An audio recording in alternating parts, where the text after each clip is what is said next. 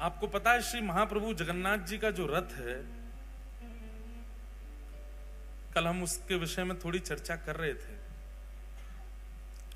जैसे पंचभूत से हमारा शरीर बनता है, ऐसी पंच रत्नों से महाप्रभु जगन्नाथ जी का रथ निर्माण होता है। सबसे पहला काष्ठ, लकड़ी का प्रयोग होता है। दूसरा होता है रंग, जो रोगन आदि किए जाते हैं। तीसरा होता है वस्त्र, जो ऊपर की जो शिखर है ठाकुर जी का, वो वस्त्रों से ही निर्मित होता है। और चौथा होता है जंबूरा, यानी कि माला, पुष्प, पत्र आदियों से ठाकुर जी का रथ सजता है। और अंतिम धातु, कहीं कहीं लगाने के लिए कील आदि जो लगाई जाती हैं पूरे रथ पर। ऐसे पंच धातु, पंच वस्तुओं का प्रयोग रथ निर्माण में और पंच तत्व का प्रयोग मानव जीवन में। ये रथ हम सब मानवों के शरीर का ही प्रतीक है। सन्मुख विराजमान घोड़े, अब एक एक चीज का यहां पे भाव है। हमें कितने घोड़े दिखाई दे रहे हैं आपको? होते 5 हैं, क्योंकि एक अंतर्ध्यान हो गया इनमें से। तो इस रथ को चलाता कौन है? बोले पंच इंद्रियां। और हर घोड़े के 4 पैर हैं। तो इसका मतलब क्या है कि उन इंद्रियों के 4 कामनाएं हैं। समस्त इंद्रियां किसको कहते हैं? ज्ञान इंद्रिय और पंचकर्म इंद्रिय, 2 प्रकार की इंद्रियां होती हैं। ये इंद्रियां ही हमको अपनी ओर खींचती हैं और उसी दिशा में हम अपने शरीर को ले चलते हैं जहां हमारी इंद्रियां खींचती हैं। आप सबकी इंद्रियां ठाकुर जी ने खींच रखी, इसलिए आप कथा में आ रहे हो। यही विषयों की तरफ होती तो आप विषयी वस्तु की ओर जा रहे होते। इंद्रियां जहां की ओर मुड़ जाती हैं, शरीर वहीं जाता। मतलब घोड़े जहां जाते हैं, रथ वहीं जाता है। अनेक भावना रथ के ऊपर बताई गई, पर सबसे मुख्य भावना क्या है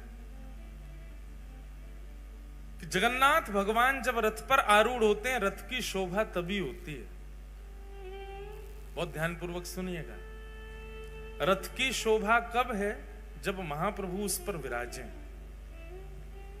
जैसे ही महाप्रभु रथ यात्रा अपनी विश्राम करते हैं और रथ से उतर करके श्री मंदिर में प्रवेश कर जाते हैं, उसी समय से ही रथ जीर्ण शीर्ण होना शुरू हो जाता है जगन्नाथपुरी में।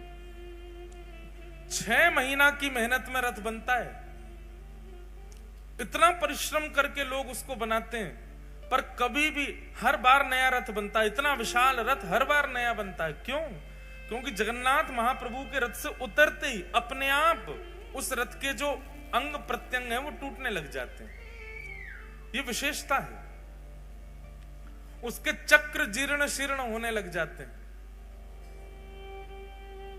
कई राजाओं ने, कई बड़े बड़े उद्योगपतियों ने प्रयास किया कि श्री महाप्रभु जगन्नाथ जी के रथ को हम अपने शहर ले आएं, कहीं शो पीस में रखें, कहीं उसको सजा करके रखें। अगर इस प्रकार हो तो कितने रथ अभी तक ठाकुर जी हजारों वर्षों से रथ यात्रा कर रहे हैं, कितने रथ निर्माण हुए, कहां चले जाता है इतना बड़ा रथ? उसी दिन से ही टूटना, अपने आप टूटना लग जाता है। ये विशेषता है जगन्नाथ जी के रथ की। मानो मुझे और आप, हम सबको संकेत कर रहे हैं ठाकुर जी, मेरे धारण करने पर ही शरीर रूपी रथ की महिमा है। इस शरीर रूपी रथ की योग्यता है। जिस दिन मैंने इस शरीर रूपी रथ का त्याग कर दिया, तो फिर विश्वास मानो, तुम्हारी जितनी सुंदरता है, तुम्हारी जितनी योग्यता है, तुम्हारा जितना बल है, वो सब जीर्ण हो जाएगा, वो शीर्ण हो जाएगा। चाहे कितना भी परिश्रम करके तुम्हारा शरीर बना क्यों ना हो, उसकी योग्यता नहीं रह पाएगी।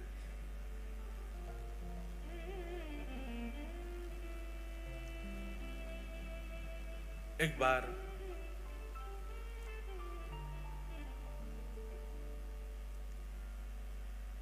ठाकुर जी में और लक्ष्मी जी में विवाद हो गया आपस में। विवाद ऐसा हमारे आपके जैसा विवाद नहीं होता उन दोनों में। श्रीमद् भागवत में उसको नाम दिया गया प्रणय कलह। क्या दिया गया? प्रणय कलह, मतलब प्रेम भरी नोकझोंक होती है दोनों में। एक दिन लक्ष्मी जी से बैठे बैठे ठाकुर जी कुछ चर्चा कर रहे थे और चर्चा होते होते अपने आप लक्ष्मी जी बोले नाथ, भले ही आप जगन्नाथ हो, पूरा विश्व आपको वंदन करता है, पूजता है, आदि आदि सब बातें हैं, पर हमारी महिमा अलग ही है। अगर हमारी महिमा प्रकाशित हो जाए तो आपकी महिमा कम हो जाएगी। लक्ष्मी जी बोलती हैं ठाकुर जी से, बहुत ध्यानपूर्वक सुनिएगा। हमारी महिमा यदि प्रकाशित हो जाए तो व्यक्ति आपकी महिमा भूल जाएगा उतनी देर के लिए। ठाकुर जी बोले आप तो हैं ही श्रेष्ठ। भगवान को कोई अपनी महिमा की ज्यादा इच्छा नहीं होती। भगवान तो अमानिना मान देना, सबको मान देने वाले हैं, अपने मान की कभी इच्छा रखते नहीं। लक्ष्मी मैया ने जब ये बात कही कि हमारा यदि प्रकाश हो जाए तो आपका प्रकाश धीमा पड़ जाता है, ठाकुर जी बोले अच्छी बात है।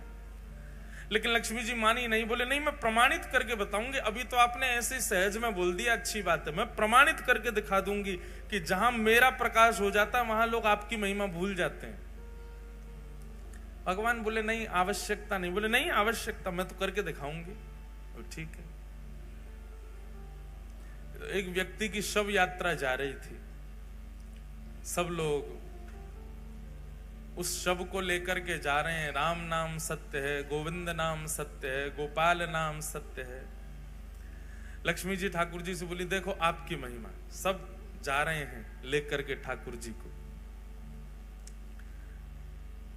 सब लेकर के जा रहे हैं उस शव को, आपकी महिमा गाते हुए जा रहे हैं। देखो अब मैं अपना प्रकाश कर दूं। बोले करो। इतने में ही लक्ष्मी ने धन वर्षण कर दिया। आगे सोना चांदी गिरने लगे, आकाश में वर्षा हुई, सोने के सिक्के गिरे। जैसे सोना का सिक्का गिरे, महाराज जितनी शव यात्रा में चल रहे थे भगवान नाम गाते हुए, सब दौड़े जाकर के सिक्का बटोरने लगे। 4 लोग रह गए केवल वो अर्थी पे। उन चारों के मन में आया, बोले कि भैया इतना सारा धन गिर रहा है, राम नाम सत्य बोलना तो सब बोले ही गए।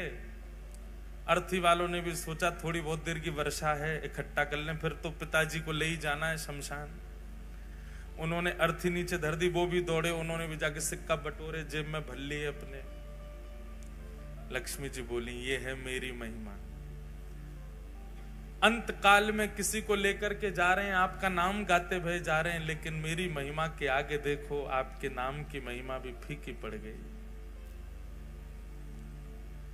ठाकुर जी जगन्नाथ जी मंद मंद मुस्काए, मंद मुस्कुरा करके बोले सुनो देवी, ये सब तो भगे, वो अर्थी वाला क्यों नहीं भगा?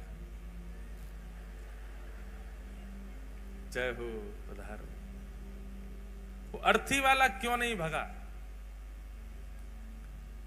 ये सब तो भागे हैं, वो एक व्यक्ति क्यों रह गया? महिमा है तो सब पे होनी चाहिए, आपकी सब पे बरसनी चाहिए। लक्ष्मी जी बोली उसके अंदर प्राण नहीं है। बोले प्राण नहीं, उसके अंदर मैं नहीं। प्राण कौन है, आत्मा कौन है? बोले मेरा ही तो स्वरूप है। आपकी महिमा भले ही होगी, पर आपको पाने भी व्यक्ति तब जाएगा जब मैं चित्त में हूं। मैं ही नहीं रहूंगा तो वो आपके पास भी नहीं जा सकता। ये वास्तव में लक्ष्मी जी आपकी महिमा नहीं है, ये तो मैं अपनी पत्नी को जहां देखता हूं तो मेरे मन में भाव आ जाता है कि ओहो ये बेचारी यहां पड़ी हैं, यहां रखी हैं, यहां व्यवस्थित हैं, इनको उठा लो। लेकिन जब मैं ही त्याग देता हूं तो फिर आपकी महिमा कैसे बढ़े? लक्ष्मी जी चरणों में गिर गए, कान पकड़े, बोले सॉरी, हमको क्षमा कर दो।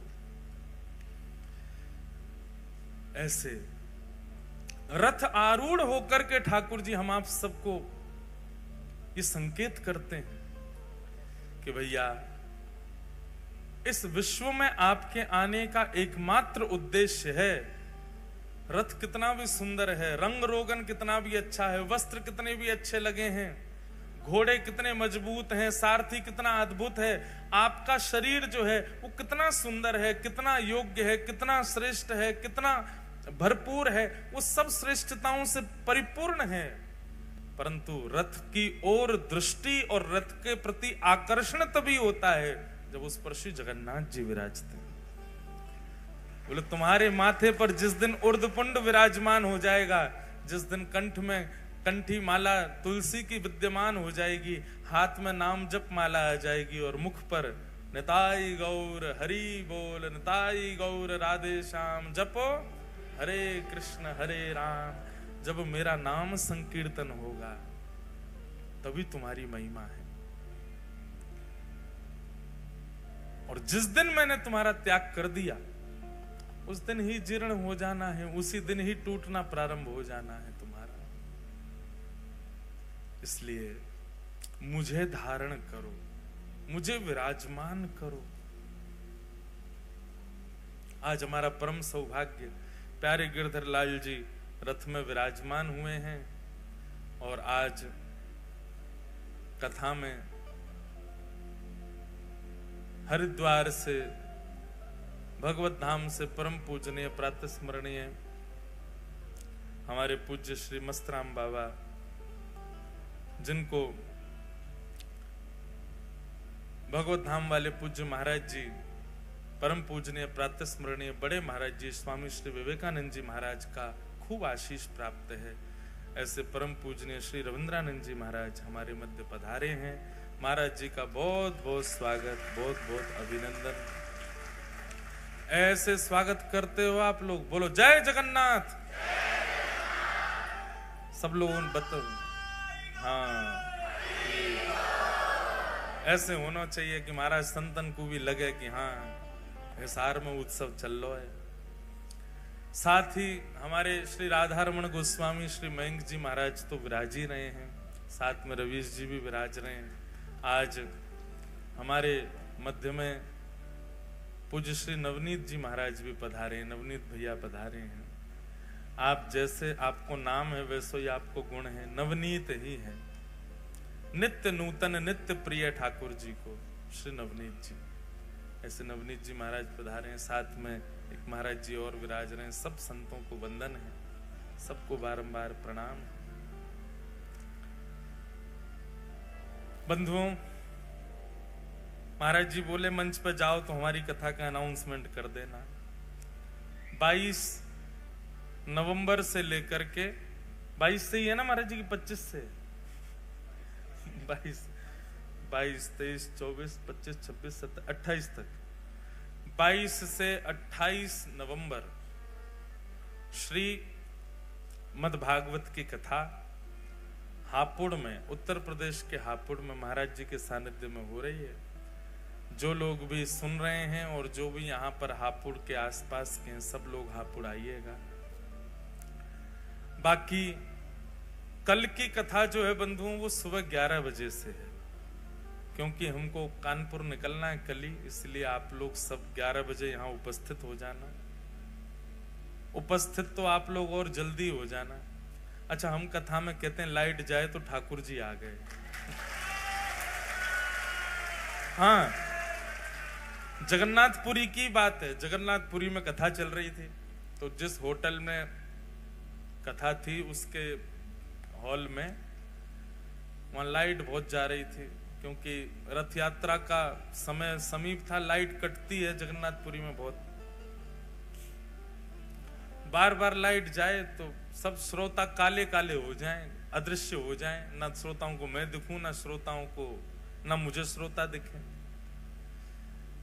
हम एक दिन गई लाइट तो सबरे बड़े निराश से हो गए, बोले लाइट क्यों जाती है। मैंने कि इस निराशा को खुशी में परिवर्तित करना है, ये तो रोज जा रही है। तो हमने क्या किया, जैसी लाइट जाती हमने कि कालिया आ गया, कालिया आ गया, जगन्नाथ जी आ गए, जगन्नाथ जी। सबके ऊपर जगन्नाथ। देखो आप लोग रंग बिरंगे दिख रहे हो, क्यों? क्योंकि प्रकाश है। जैसे ही प्रकाश चला जाए तो आप सब एक ही रंग में आ जाओगे, और वो क्या है? श्याम, श्याम वर्ण के हो जाओगे सब। इसका मतलब क्या? ठाकुर जी आ गए। तो कथा में ठाकुर जी आवे तो ठाकुर जी का भाई इतनी बल है, इतना योग्य है ठाकुर जी, इतनी शक्ति है उनमें कि बिजली कहाँ रुक पाएगी। पिक्चरों में दिखाते हैं भूत आते हैं तो टिमटिमाती है लाइट, ठाकुर जी आते हैं तो टिमटिमाती है लाइट, तो सब चला जाएगा। तो जगन्नाथ जी आ गए। मधुर चरित्र श्री जगन्नाथ जी का हम लोग सुन ही रहे हैं। कल हमने इंद्रद्युम्न राजा पर कृपा करके भगवान श्री जगन्नाथ प्रकट भये और अपने पूर्व के स्वरूप को ही श्री लीलाचल धाम में विराजमान किया। सब लीला चरित्र हम लोग कल सुन ही रहे थे। गोस्वामी तुलसीदास जी ने भगवान श्री जगन्नाथ जी का दर्शन किया। श्री जगन्नाथ जी के 4 द्वार हैं, उत्तर द्वार, दक्षिण द्वार, पश्चिम द्वार और पूर्व द्वार है। इन द्वारों के भी अपने अपने महत्व हैं। पूर्व द्वार जो है उसको सिंह द्वार कहते हैं, जो कि धर्म का स्वरूप है। वहीं से ही प्रवेश होता है मंदिर में, उसको सिंह द्वार कहते हैं और वो धर्म स्वरूप माना जाता है। आपने देखा होगा कि सिंह, जो लोग गए जगन्नाथपुरी, सिंह द्वार से जब मंदिर में प्रवेश करते हैं तो सिंह द्वार में श्री पतित पावन भगवान विराज रहे हैं। जैसे ही आप भीतर प्रवेश करोगे, द्वार में प्रवेश करते ही इधर मतलब ऐसे जाओगे तो आपके दाहिनी ओर भगवान जगन्नाथ जी का एक स्वरूप होगा, छोटा सा। वो साक्षात जगन्नाथ जी, उनका नाम है पतित पावन भगवान। क्या नाम है? पतित पावन। उनके वहां विराजने के कई कारण हैं। मुख्य कारण तो यह है कि जगन्नाथ भगवान इतने दयालु हैं, इतने कृपालु ठाकुर जी हैं। उनको लगता है कि भाई भीतर आने में, मेरे दर्शन करने में बहुत समय लगता है, इतनी भीड़ होती है। और कोई व्यक्ति, कोई भक्त यदि अपने कार्य में व्यस्त है और वो जल्दीबाजी में मेरा दर्शन नहीं कर पा रहा है, तो उसके लिए ठाकुर जी द्वार पे ही बैठे, वहीं से देख के चला जा। पतित पावन भगवान के दर्शन का फल साक्षात जगन्नाथ जी के दर्शन का फल है। अगर कोई व्यक्ति, बहुत ध्यान से सुनिएगा, सिंह द्वार से यदि प्रवेश करता है जगन्नाथ मंदिर में और पहले पतित पावन भगवान को देखता है, फिर भीतर जाके महाप्रभु जगन्नाथ जी को देखता है, तो उसके पुण्यों में गिनती 1 नहीं 2 होती है। कितने दर्शन किए? बोले 2 दर्शन किए। पहले पतित पावन भगवान के हो गए, फिर भीतर महाप्रभु जी के हो गए। तो मुख्य कारण तो यही है उनका मुख्य द्वार पर विराजमान होने का। अब जगन्नाथपुरी में आपको पता है, उड़ीसा एकमात्र ऐसा प्रांत है जहां पर केवल एक ही देव पूजे जाते हैं, जगन्नाथ। बाकी सारे प्रांतों में खूब सारे देवता हैं, उड़ीसा में केवल एक ही ठाकुर जी हैं, जगन्नाथ। वहां पर लिंगराज भगवान का भी मंदिर है, वहां पर देवियों का भी मंदिर है, पर हर मंदिर में आपको श्री जगन्नाथ जी मिल जाएंगे। कहीं चले जाओ, पूरे उड़ीसा में एकमात्र ऐसा प्रांत है पूरे भारत में जहां पर जगन्नाथ जी ही देव हैं और कोई देव नहीं। हरियाणा में आपके हिसार में ही होंगे 5-6 भगवान, आसपास में तो है ही है। हरियाणा में इतने सारे भगवान, कोई देवता की निंदा नहीं। भारत में इतने सारे देवों के मंदिर हैं, पर उड़ीसा में महाप्रभु जगन्नाथ। वहां पर विवाह होता है ना, हमारे यहाँ विवाह में अच्छी कैटरिंग वाले मंगाए जाते हैं, अच्छे भोजन बनाने वाले बुलाए जाते हैं। पर श्री जगन्नाथपुरी में सबसे बड़ा जो ब्याह होगा उसमें महाप्रसाद आता है। महाप्रसाद ही पाते हैं सारे, बाराती हो, घराती हो। और महाप्रसाद का नियम है, वो टेबल पर नहीं पाया जाएगा, उसको आसन पर बैठ के नहीं पा सकते। मतलब चाहे जितने लाख का तुम सूट पहन के आए हो, ब्याह में महाप्रसाद ही पाना, और महाप्रसाद नीचे बैठ के ही पाना है। उसी को पा करके सब लोग आनंदित होते हैं। तो जगन्नाथपुरी में विवाह तब तक संपन्न नहीं होता जैसे बड़े बूढ़ों का ब्याह होना चाहिए, बड़े बूढ़ों का आशीर्वाद मिले तब ब्याह संपन्न। ऐसे जगन्नाथपुरी में वर और वधू जो है वो जब तक श्री जगन्नाथ प्रभु को देख ना लें तब तक उनका विवाह संपन्न नहीं होता। अब विवाह बहुत बड़े ऊंचे स्केल पे हो रहे हैं, बहुत व्यस्तता हो जाती है, भागदौड़ बहुत होती है, तो बेचारे दोनों वर वधू बाहर से पतित पावन भगवान को देख के वहीं माला पहना देते हैं। दूसरा पतित पावन भगवान के बाहर विराजने का स्वरूप यह है कि जब म्लेच्छों ने भारत में आक्रमण किया और मंदिर ध्वस्त करने लगे तो नियम बना दिए मंदिरों में कि भाई जो वैष्णव नहीं है, जो हिंदू नहीं है, उनको मंदिर में प्रवेश नहीं करने दिया जाएगा। और इसका कट्टर नियम तो श्री जगन्नाथपुरी में ही हो गया। वहां पर हिंदुओं को ही प्रवेश रहता है। लेकिन महाप्रभु श्री जगन्नाथ जी के तो अनेक विदेशी भक्त भी हैं, अनेक ऐसे भक्त हैं जो म्लेच्छ भी हैं। सालबेग वही म्लेच्छ था। और जब से श्री चैतन्य महाप्रभु और गौड़िया वैष्णव परंपरा, इनका तो दो ही इनके प्रमुख स्थान है, या तो वृंदावन या फिर जगन्नाथपुरी। तो गौड़िया वैष्णव परंपरा में तो अंग्ल देश के बहुत लोग हो गए, जगन्नाथ भगवान को सर्वस्व मानते हैं। उनके लिए महाप्रभु श्री जगन्नाथ जी पतित पावन रूप में बाहर ही बैठ गए, यही दर्शन कर लो हमारा। ऐसा शास्त्रों में वर्णन है, ऐसा जगन्नाथ जी की महिमा में भी लिखा है कि यदि कोई व्यक्ति पतित पावन भगवान का दर्शन किए बिना जगन्नाथ जी का दर्शन कर ले तो उसके पुण्य में 0 दर्शन काउंट होता है, दर्शन हुआ ही नहीं है उसको। लेकिन पतित पावन भगवान का दर्शन करके महाप्रभु को देखे तब उसके परिपूर्ण दर्शन माने जाते हैं। तो सिंह द्वार ये पूर्व द्वार है, इसी को धर्म द्वार कहा जाता है। दूसरा पश्चिम द्वार, इसको व्याघ्र द्वार कहा जाता है। इस द्वार से प्रवेश करने से कामनाओं की पूर्ति होती है, क्योंकि एक काम द्वार है। यदि किसी व्यक्ति की कोई कामना है तो वो पश्चिम द्वार से श्री जगन्नाथ जी का दर्शन करने के लिए जाए। जितने दिन जगन्नाथपुरी में है, जितनी बार प्रवेश करे पश्चिम द्वार से करे तो उसकी जो भी कामना होगी महाप्रभु जगन्नाथ पूरी कर देते। काम द्वार। तीसरा है उत्तर द्वार, इसको कहते हैं हाथी द्वार, और इसका अर्थ क्या है? बोले मोक्ष द्वार। इस द्वार से प्रवेश करना और दर्शन करके निकलने से ये मोक्ष द्वार है, इससे मुक्ति की प्राप्ति होती है। और दक्षिण द्वार अश्व द्वार है। अश्व द्वार, इस द्वार से प्रवेश करके दर्शन करने जो व्यक्ति जाता है उसको अर्थ की प्राप्ति होती है, धन मिलता है। पर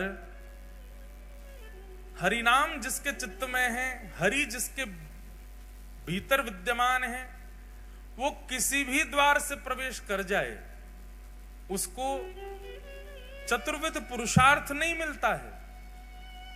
जैसे जिसके चित्त में कामना नहीं है, जिसके चित्त में मोक्ष की इच्छा नहीं है, जिसके चित्त में अर्थ की कामना नहीं है, वो किसी भी द्वार से प्रवेश कर जाए, उस द्वार की महिमा जाने बिना प्रवेश कर जाए तो उसको पंचम पुरुषार्थ की प्राप्ति होती है। पंचम पुरुषार्थ क्या है? प्रेम। श्री जगन्नाथ जी उसको प्रेम प्रदान करते। इस प्रकार महाप्रभु श्री जगन्नाथ जी के ये 4 द्वार हैं।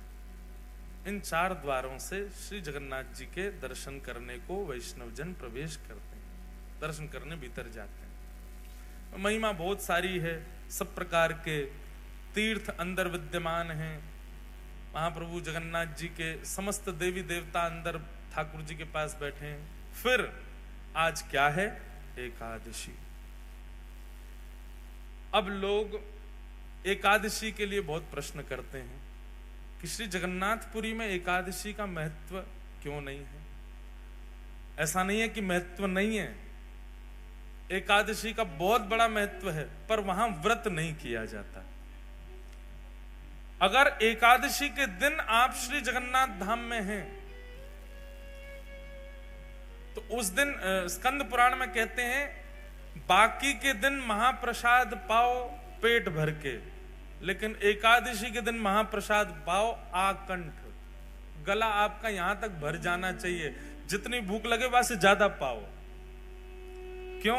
बोले एकादशी के दिन जगन्नाथ भगवान के नेत्र एक एक फिट और बड़े हो जाते हैं, आंख खोल के देखते हैं आज मेरा प्रसाद कौन नहीं पा रहा है। वादना तो ठाकुर जी और ध्यान से देखे। तो एकादशी के दिन महाप्रसाद की बड़ी महिमा है, लेकिन याद रहे जगन्नाथपुरी जाकर के यदि कोई व्रत करता है एकादशी का, तो उसकी संपूर्ण पूर्व की एकादशी निरस्त हो जाती है। इसलिए कई लोग मैंने देखे हैं ऐसे, वो बहुत निष्ठा रखते हैं एकादशी के प्रति, तो जगन्नाथपुरी जाकर के भी वो कहते हैं ठीक है महाप्रसाद है, हम माथे से लगा के थोड़ा ले, पर हम प्रसाद पाएंगे नहीं, हमारा नियम है, व्रत है। भैया स्कंद पुराण में स्पष्ट मना किया गया है, वहां व्रत मत रखो। अब इसके पीछे कारण सुनो क्यों। एकादशी के दिन अन्न में पाप का निवास होता है कि नहीं होता? एकादशी के दिन अन्न में पाप निवास करता है, और जगन्नाथपुरी का जो महाप्रसाद है, श्री जगन्नाथपुरी में जो रसोई में प्रसाद सिद्ध होता है, वो स्वयं लक्ष्मी सिद्ध करती। कौन सिद्ध करता है?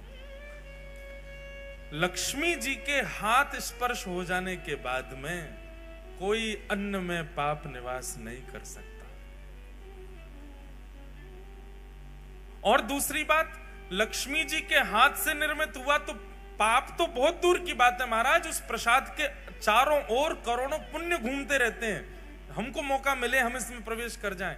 उसके बाद जगन्नाथ, जगत नियंता जगन्नाथ भगवान उसका भोग लगा रहे हैं, और हम उस समय एकादशी की प्रधानता मान रहे हैं। हम कैसे मान सकते हैं एकादशी प्रधान है उस दिन?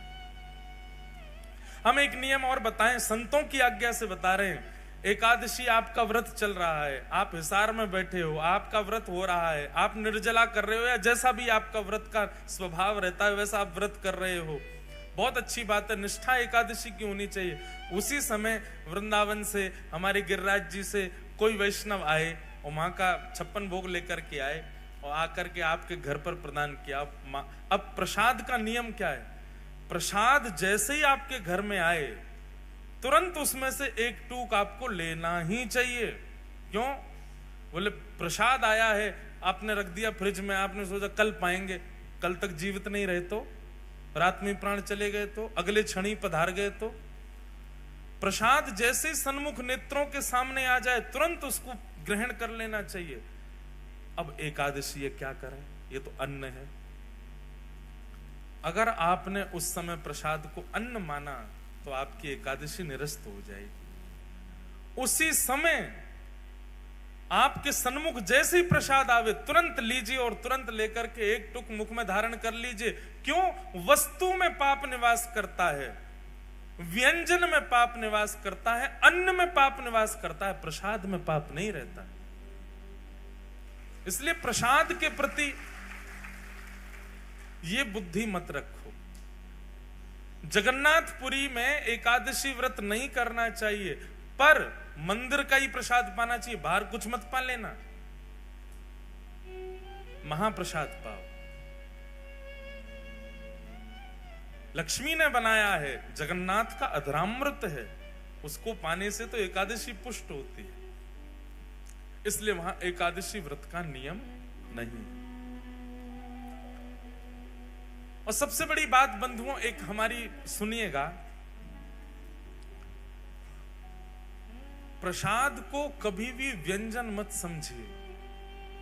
प्रसाद चाहे जगन्नाथ जी का हो, चाहे राधा रमन लाल जी का हो, राधा वल्लभ लाल जी का हो, बिहारी जी का हो, श्री गिरिराज जी का 56 भोग हो, उसके प्रति व्यंजन बुद्धि, उसके प्रति पदार्थ बुद्धि बिल्कुल मत रखिए। उसमें स्वाद आ रहा है तो ज्यादा पाना, ऐसा भी भाव मत रखो। साक्षात ठाकुर जी का स्वरूप है, उसी भाव से ही उसको सेवन करना चाहिए। मूलतः एकादशी अन्न के लिए है, प्रसाद के लिए नहीं। इसलिए जगन्नाथपुरी में एकादशी का नियम नहीं है, वहां नहीं करना चाहिए। कई कथाएं आती हैं, जिन जिन लोगों ने एकादशी नियम रखने का प्रयास भी किया, श्री जगन्नाथ जी ने उनको तुरंत ही अवगत भी करा दिया कि भाई तुम यहां एकादशी मत करो, एकादशी करनी है दुनिया में करो। अब लेकिन कई बातें आती हैं, बहुत सारे प्रकार के भाव आते हैं। एक जगह ऐसा भाव आता है कि श्री जगन्नाथ भगवान जो हैं वो साल भर तो दाल भात पाते ही पाते, महाप्रसाद पाते हैं, लेकिन स्नान पूर्णिमा के बाद जब ठाकुर जी अस्वस्थ हो जाते हैं 15 दिन के लिए, रथ यात्रा से पहले श्री जगन्नाथ भगवान अस्वस्थ होते हैं, तो 15 दिन ठाकुर जी महाप्रसाद का भोग नहीं लगाते, तो मतलब अपनी साल भर की जितनी एकादशी ठाकुर जी तभी कर लेते हैं, अपनी सबरी एकादशी ठाकुर जी उन्हीं दिनों में ही कर लेते हैं। मतलब जब श्री जगन्नाथ भगवान अस्वस्थ अवस्था में होते हैं और यदि किसी व्यक्ति का जगन्नाथपुरी में अनेक एकादशियां व्यतीत हुई हैं, ऐसे व्यक्ति को उन 15 दिनों तक उसको भी व्रत नियम करना चाहिए, क्योंकि जगन्नाथ जी प्रसाद नहीं पा रहे हैं तो हम भी नहीं पाए, हमारी भी एकादशी पुष्ट हो जाए उसी में, ऐसी भी भावना है। अस्वस्थ क्यों होते हैं श्री जगन्नाथ भगवान? भगवान को कभी अस्वस्थता हो सकती है? श्री ठाकुर जी के ऊपर कभी किसी भी प्रकार की अस्वस्थता का भाव कैसे आ सकता है? वो साक्षात महाप्रभु हैं। तब प्रसंग सुनाया जाता है भक्त श्री माधव दास जी का। श्री जगन्नाथ भगवान के परम वैष्णव भक्त हुए श्री माधव दास। बहुत सुंदर चरित्र है। कन्नौज के एक विप्र कुल में जन्म हुआ श्री माधव दास जी का। बहुत ध्यान पूर्वक सुनो, जिनको कथा पता है अच्छी बात है, जिनको नहीं पता है वो सुनो, जिनको पता है वो फिर से सुनो।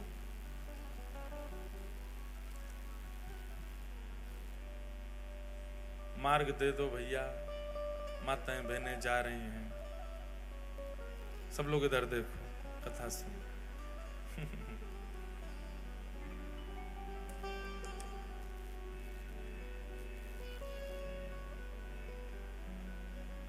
कथा से कोई जाता है तो मन तो होता है कि इनको पकड़ के बैठा दें,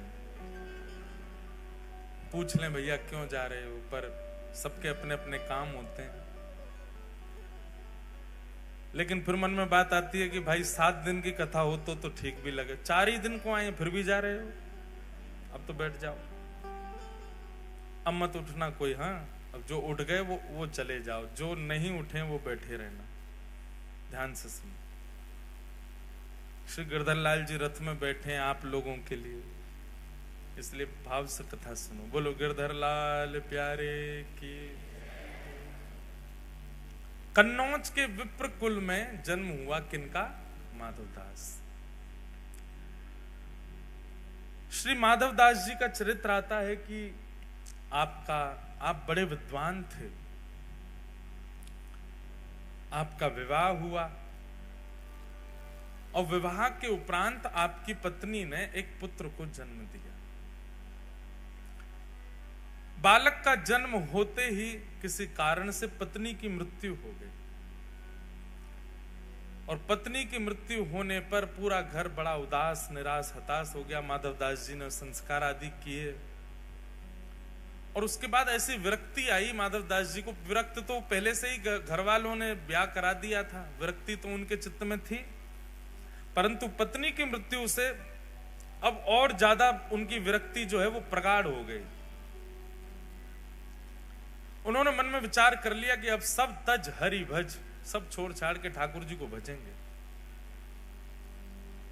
एक बात कहें बंधुओं, माधवदास जी के चरित्र में नहीं कह रहा हूं, अपने विषय में, हम आप सब लोगों के विषय में कह रहा हूं कि हम प्रतीक्षा क्यों करते हैं कि जब कुछ घटना घटे तो ही हम ठाकुर जी के शरणागत हों।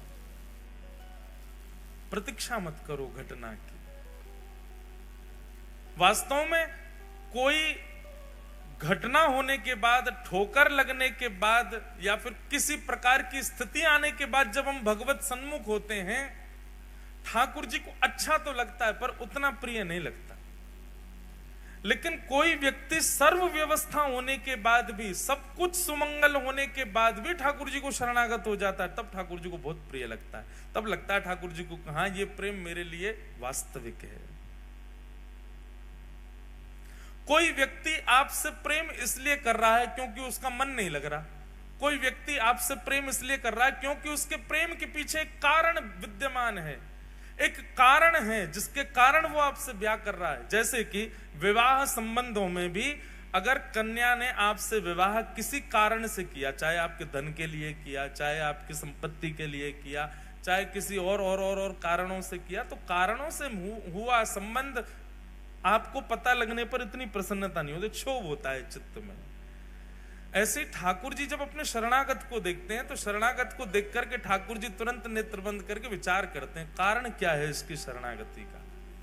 और जब कारण ठाकुर जी को पता चलता है, ओहो जीवन में दुविधा है, सब जगह ठोकर खा खा के बेचारा परेशान हो गया है, सब जगह विश्वास करके देख लिया लेकिन फिर भी इसको अविश्वास मिला है, सब जगह से ऐसा ऐसा हो करके अंत में मेरे शरण में आया, तो ठाकुर जी मुस्कुराते तो हैं पर प्रसन्न नहीं होते।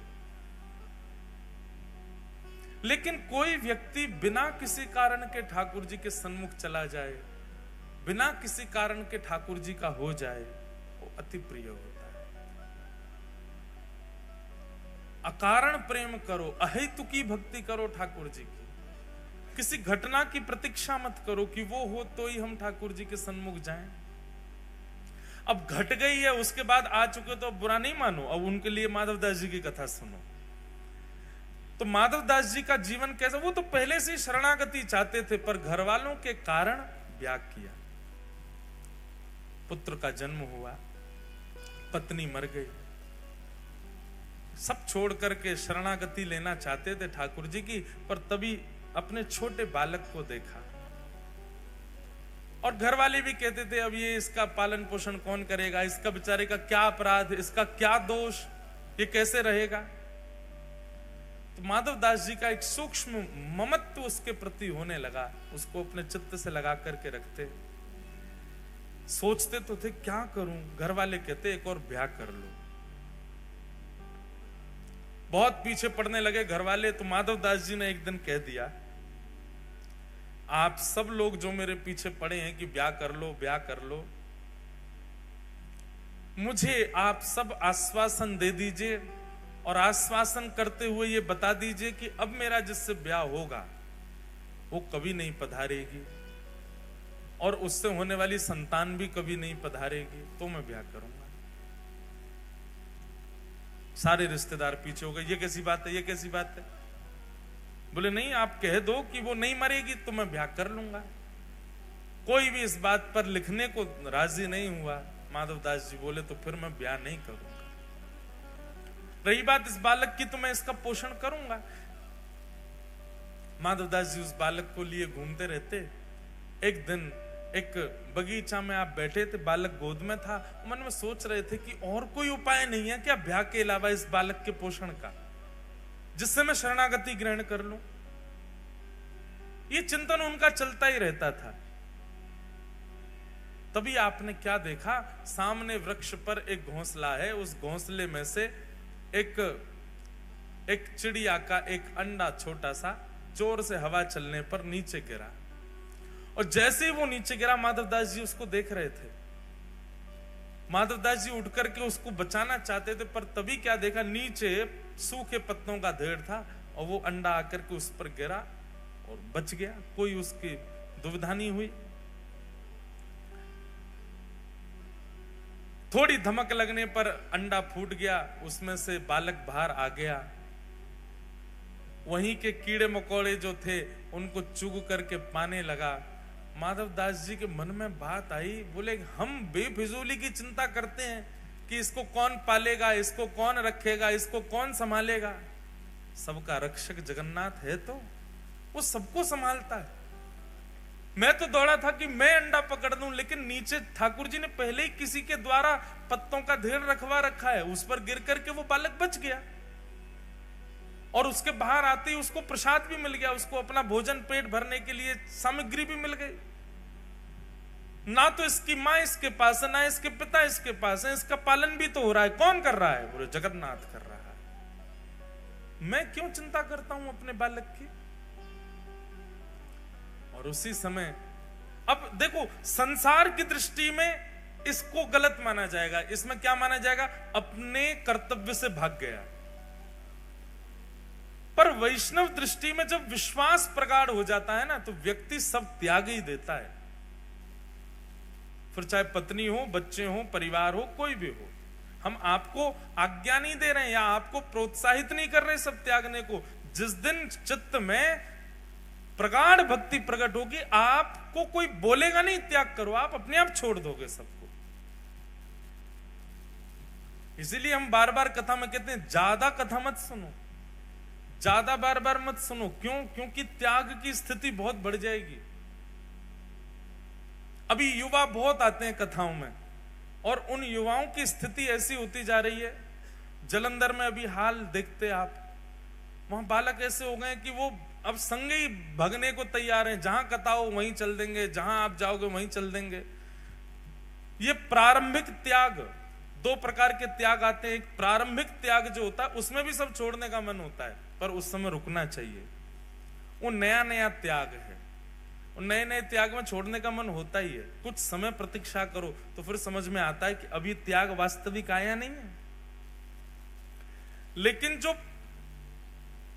बाद का त्याग आता है, जिसमें पूर्ण शरणागति ठाकुर जी के प्रति आपको दृष्टिगोचर होने लग जाती है, वो त्याग उचित है। उसमें आपको चाहे कितना भी ज्ञान दे दिया जाए, कितना भी बता दिया जाए, आपके चित्त में एक विश्वास प्रकट हो चुका है कि नहीं, मेरे तो सर्वस्व राधा रमण हैं, मेरे तो सर्वस्व राधा वल्लभ हैं, मेरे तो सर्वस्व बांके बिहारी हैं। उस समय किसी की भी बात, किसी भी गुरु की आज्ञा, किसी भी माता पिता की आज्ञा, किसी भी परिवार के बंधन, वो सब आपको दिखेंगे नहीं, आपको केवल ठाकुर जी दिखेंगे। तब समझो कि अब ये विश्वास पूर्व शरणागति वाला वैराग्य है। उस समय आप नहीं रुकोगे, फिर आप चले ही जाओगे। और ये सबके चित्त में नहीं आता। जिसको ठाकुर जी स्वीकार करते हैं, उसी के चित्त में ऐसा वैराग्य आता है। माधवदास जी के चित्त में आ चुका था। अपने पुत्र को परिवार के हवाले छोड़ करके श्री माधवदास जी जगन्नाथपुरी चले गए और महाप्रभु श्री जगन्नाथ जी की शरण ग्रहण कर ली।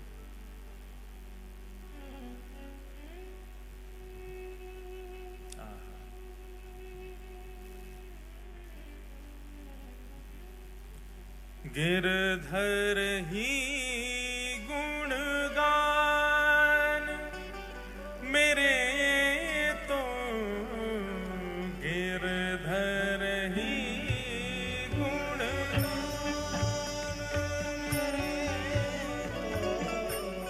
गिरधर ही गुणगान मेरे तो, गिरधर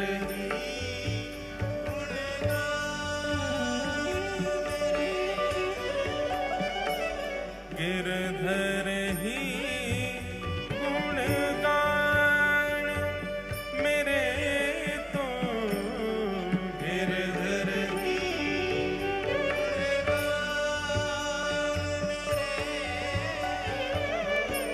यह मूरत खेलत नैनन में, सब लोग गाओ।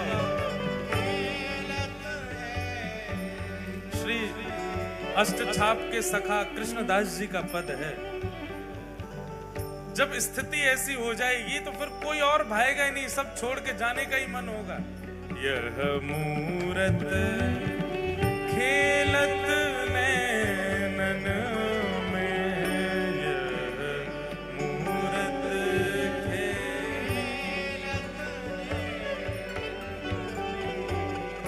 यही हृदय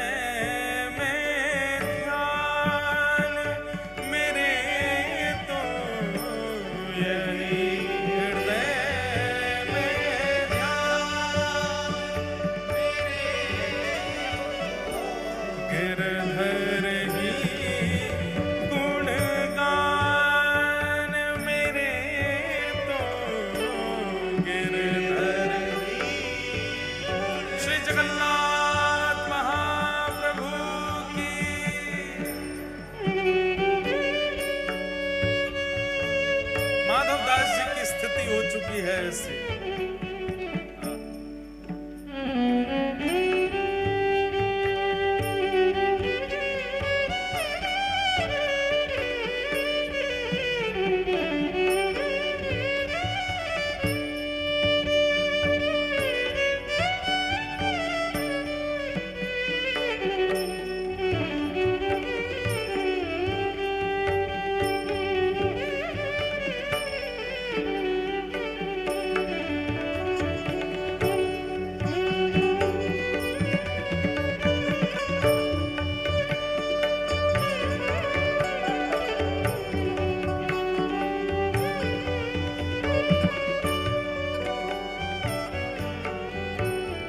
सब लोग शब्द सुन करके गाना मेरे साथ। चरण रेणु चाहत मन मेरो, चरण रेणु चाहत मन मेरो, चरण रेणु चाहत मन मेरो, चरण रेणु चाहत मन मेरो, यह दीजिए दान मेरे तो, यह दीजिए दान मेरे तो,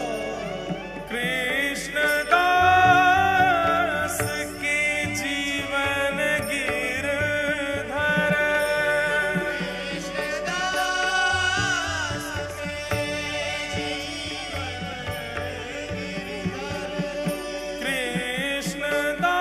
कृष्णदास के जीवन गिरधर, कृष्णदास के जीवन गिरधर, मंगल रूप निधान मेरे तो, मंगल रूप निधान मेरे तो, गिरधर ही गुणगान मेरे तो, गिरधर ही गुणगान मेरे तो,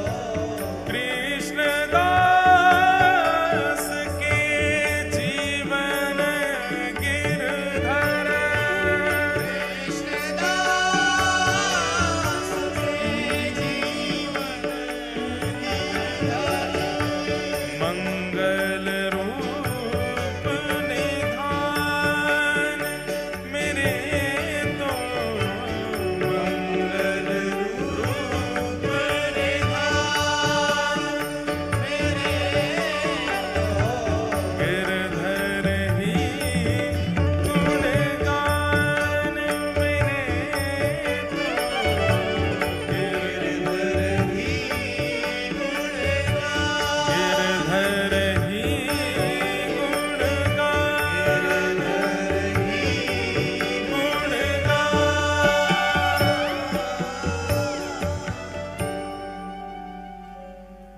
कृष्णदास जी का पद है, और ये पद स्थिति बताता है उस व्यक्ति की जिसके सर्व कृष्ण धन, कृष्ण मन, कृष्ण ही हमारो धन, आठों याम ऊधों में कृष्ण ही सो काम है। जिसकी स्थिति सर्वस्व श्री कृष्ण बन चुके हैं, वो ऐसा ही हो जाता है। भैया एक बात हमारी सुनो, अपने ठाकुरों को, आप सबके घर में ठाकुर जी हैं, श्रृंगार एक बार को कम धारण करा दो चलेगो, भोग एक बार को सामान्य लगा दो चलेगो, पर ये रसिक जनों की वाणी जरूर सुनाओ, अपने ठाकुर के आगे बैठ के गाया करो। मैं कथाओं में कहता हूं बार बार, इन पदों को सुनकर के ठाकुर जी प्रकट हो जाते थे, और सामने खड़े खड़े कृष्णदास गा रहे हैं और ठुमक ठुमक करके श्रीनाथ जी नृत्य कर रहे हैं। सूरदास जी गा रहे हैं, ठाकुर जी थोड़ी पे हाथ धर के सामने बैठ के सुनते थे। कुंभन दास जी गा रहे हैं, ठाकुर जी लपक के गोद में कूद पड़ते। हितहरवंश महाप्रभु गा रहे हैं, श्री ठाकुर जी लीला कर रहे हैं। स्वामी श्री हरदास जी गा रहे हैं और ठाकुर जी सामने बैठ के वंशी बजा रहे हैं। हमारे संग करते हैं हमारे ठाकुर जी ऐसा। इसलिए रसिक जनों के पद जरूर सुनाया करो। और लोग पूछते हैं कहाँ मिलेंगे, ढूंढो, कुछ तो करो, मेहनत करो, परिश्रम करके लाओ, अष्ट सखाओं के पद लाओ, स्वामी श्री हरदास जी के पद लाओ, हितरवंश महाप्रभु, सेवक जी महाराज आदि के सबके पद लाओ, इन पदों को सुनाओ, जयदेव महाप्रभु का गीत गोविंद सुनाओ। माधवदास जी जगन्नाथपुरी आ गए। माधवदास जी का एक नियम था, बहुत ध्यानपूर्वक सुनना। माधवदास जी जब जगन्नाथपुरी गए तो 3 दिन तक महाप्रभु जगन्नाथ जी को उन्होंने दर्शन नहीं किया। जगन्नाथपुरी पहुंचे, पहुंचते ही जगन्नाथ जी का श्री मंदिर देख करके रोने लगे और रोते रोते समुद्र के किनारे बैठ गए और जाकर के अपने आप को कोसते हुए रुदन करने लगे। किसी ने पूछा माधवदास जी ने दर्शन क्यों नहीं किया? बोले माधवदास जी अपने मन में विचार करने में 21 वर्ष का हो गया, अपने 21 वर्ष मैंने विषय भोग में व्यतीत कर दिए, जगन्नाथ जी की शरण में पहले क्यों नहीं आया? इस उदासी से बैठे जगन्नाथ वहां समुद्र के तट पर जाके और अपने आप को दंड दे रहे हैं। ना कुछ पा रहे हैं, ना कुछ पी रहे हैं, ना कुछ पा रहे हैं, बस एक निष्ठ होकर रुदन करते जा रहे हैं और बार बार स्वयं को कोस रहे हैं, मैंने 21 वर्ष निकाल दिए।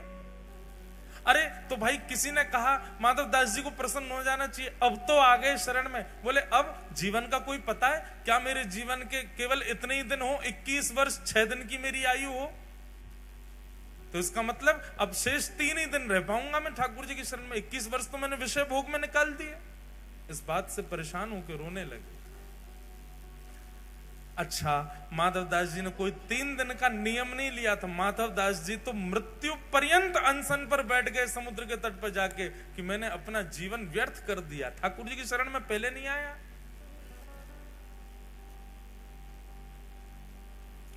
तीन दिन बाद महाप्रभु जगन्नाथ जी ब्रह्मवेदी पर बैठे हैं, महाप्रसाद सामने रखा है, लक्ष्मी मैया हाथ जोड़ करके खड़ी हैं, ठाकुर जी से कह रही हैं नाथ भोग आरोग। जगन्नाथ प्रभु कह रहे हैं देवी इच्छा नहीं हो रही। क्यों? आप तो जगन्नाथ हो, आप तो प्रसाद देखते ही महाराज हाथ लंबे कर लेते हो, दूर दूर से पाने लग जाते हो, और आज आपको इच्छा नहीं हो रही, क्या बात है? महाप्रभु जी कहते हैं एक मेरा भक्त सब छोड़ के आ गया, सब त्याग करके आया, त्याग करके मेरे शरण में आया है, लेकिन इस बात की ग्लानि में बैठा है कि इतने वर्ष मैंने क्यों संसार में विषय भोग भोगे, और वो भूखा प्यासा 3 दिन से पुरी में समुद्र के तट पर बैठा है। मुझे उसकी याद आ रही है, मुझे भूख नहीं लग रही है, तुम कुछ करो, उसके पास प्रसाद भिजवाओ, वो पाएगा तब मैं प्रसन्न होऊंगा। लक्ष्मी जी ने स्वर्ण के थाल में महाप्रसाद को, जबकि थाल में कभी महाप्रसाद नहीं पाया जाता। थाल में प्रसाद केवल ठाकुर जी पा सकते हैं जगन्नाथपुरी में, बाकी सबको तो पत्रों में पाना पड़ता है, मट्टी के बर्तन में पाना पड़ता है, थाल में कोई प्रसाद नहीं पाता। लेकिन सन्मुख का थाल जिसमें महाप्रभु जगन्नाथ भोग लगाते हैं, वही थाल जगन्नाथ जी के अधुरामृत से युक्त थाल एक बालक का रूप धारण करके माधवदास जी के पास ले जाया गया और माधवदास जी के पास रख करके कहा, बोले कि आप ही माधवदास हैं? स्वर सुनकर के बोले हाँ जी मैं ही हूं। बोले श्री ठाकुर जी ने आपके लिए प्रसाद भेजा है मंदिर से, पा लीजिए। माधवदास जी तो महाराज प्रसाद देखने में व्यस्त हो गए, बालक अंतर ध्यान हो गया, प्रसाद देख करके इतने प्रसन्न हो गए, बोले ठाकुर जी ने प्रसाद भेजा, तुरंत प्रसाद पा लिया। प्रातः काल होते ही मंदिर में थाल नहीं मिला, सब जगह हाहाकार मच गई, पुजारियों पर प्रश्न चिन्ह उठाने लगे। गजपति महाराज ने पुजारियों को खड़ा किया, थाल कहां गया ठाकुर जी का? सब बोले हमने तो भीतर ही पधराया, पता नहीं कहां गया। ठाकुर जी ने गजपति राजा को स्वप्न आदेश दिया, बोले चिंता नहीं करो, समुद्र के तट पर माधव दास नाम के भक्त हैं, उनके पास ही वो थाल मैंने ही भिजवाया था, क्योंकि वो 3 दिन से अनशन पर बैठे थे। ये खबर सुनते ही सब पुजारियों सहित गजपति राजा गए और समुद्र तट पर देखा माधव दास जी बैठे हैं, प्रसन्न मुद्रा में, स्वर्ण का थाल रखा है, प्रसाद पा चुके हैं। सब ने जाके दंडवत किया और कहा महाराज आप दर्शन के लिए चलो। समस्त पुजारी और गजपति राजा माधव दास जी को लेकर के मंदिर में जैसे ही गए, मंदिर में माधव दास जी के प्रवेश करते ही ब्रह्मवेदी पर बैठे श्री जगन्नाथ झूमने लगे, ऐसे आनंदित होने लगे माधव दास को देखते। बंधुओं, हम सबने झूमते हुए ठाकुर जी को देखा है जब वो रथ पे जाते हैं, पर जैसे ठाकुर जी वो रथ पे जाते हुए झूमते हैं पंडा पुजारियों के संग, ऐसे ठाकुर जी वास्तव में अपने अनन्य भक्तों को देख के ब्रह्मवेदी पर झूमने लगते थे। कितने प्रसंगों में मैंने देखा, माधव दास जी के प्रसंग में देखा, यहां सालवेग के प्रसंग में देखा, रघुदास नाम के भक्त हुए उनके प्रसंग में देखा, ठाकुर जी ऐसे झूमते थे, मस्त मदमस्त हो जाते, जैसे मानो कोई वस्तु हो। अब हमारे जो जगन्नाथ जी है ना, भागवत जी वाले, ये भी झूम जाते हैं। कई बार कथा में जोरदार कीर्तन होता है तो जोर से माइक बजता है तो ये भी ऐसे झूमते हैं, कभी कभी दिखते हैं। तो ठाकुर जी झूमने लगे माधव दास को, और जैसे ही झूमने लगे सब पंडा पुजारी जय जयकार करने लगे, हरि हरि बोलो, हरि हरि बोलो। महाप्रभु प्रसन्न हो गए माधव दास को देख करके। माधव दास जी ने प्रथम दर्शन किया श्री जगन्नाथ जी का, नेत्रों में अश्रु भराए, ठाकुर जी को निहारते रहे, दर्शन किया। अब नित्य माधव दास जी दर्शन को जाने लगे। बहुत सुंदर चरित्र है माधव दास जी का। मैं तो आज 5-6 चरित्र सुनाने के भाव से आया था, अब जितने हो जाएं सुनो। माधव दास जी परम विद्वान थे। माधव दास जी के चरित्र में आता है, बहुत ध्यानपूर्वक सुनिएगा।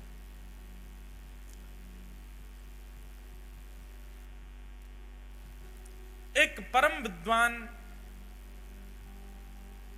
पूरे भारत में घूमते घूमते सब जगह विद्वानों को परास्त करते हुए सब जगह से विजय पत्र लिखवा लेता था कि मैं जीत गया। काशी गया तो काशी में उसको किसी ने कहा, बोले सुनो,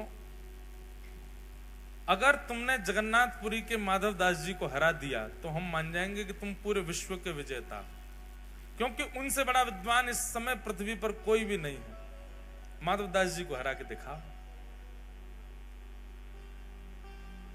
ब्राह्मण देवता तुरंत जगन्नाथपुरी गए। जगन्नाथपुरी में ढूंढने लगे, कहां है माधव दास। किसी ने बताया वो कुटिया है माधव दास की। पहुंच गए, माधव दास जी को जाके कहा, हम अपना परिचय दिया, अपने विजय पत्र दिखाने लगे दुनिया भर के, मैं यहां से जीत करके आया हूं। अब मुझे किसी ने कहा है आपको हरा दूंगा तो मैं विश्व विजेता माना जाऊंगा। माधव दास जी बोले, सब हमको करने की इच्छा नहीं, हम विद्वान इसलिए नहीं बने कि सबको अपनी विद्वत्ता का प्रमाण दें। अच्छा, एक बात है, वैष्णव, बहुत ध्यानपूर्वक सुनिएगा, वैष्णव यदि गुणवान होगा तो अपने गुण को छुपाएगा। जो गुण प्रकाशित करता हो, समझना उसकी भक्ति अभी कमजोर है। बहुत ध्यानपूर्वक सुनिए। जो ठाकुर जी का स्वीकारी किया गया वैष्णव होगा, वो अपनी कला को, अपने गुण को, अपने स्वरूप को, अपनी श्रेष्ठताओं को छुपाएगा।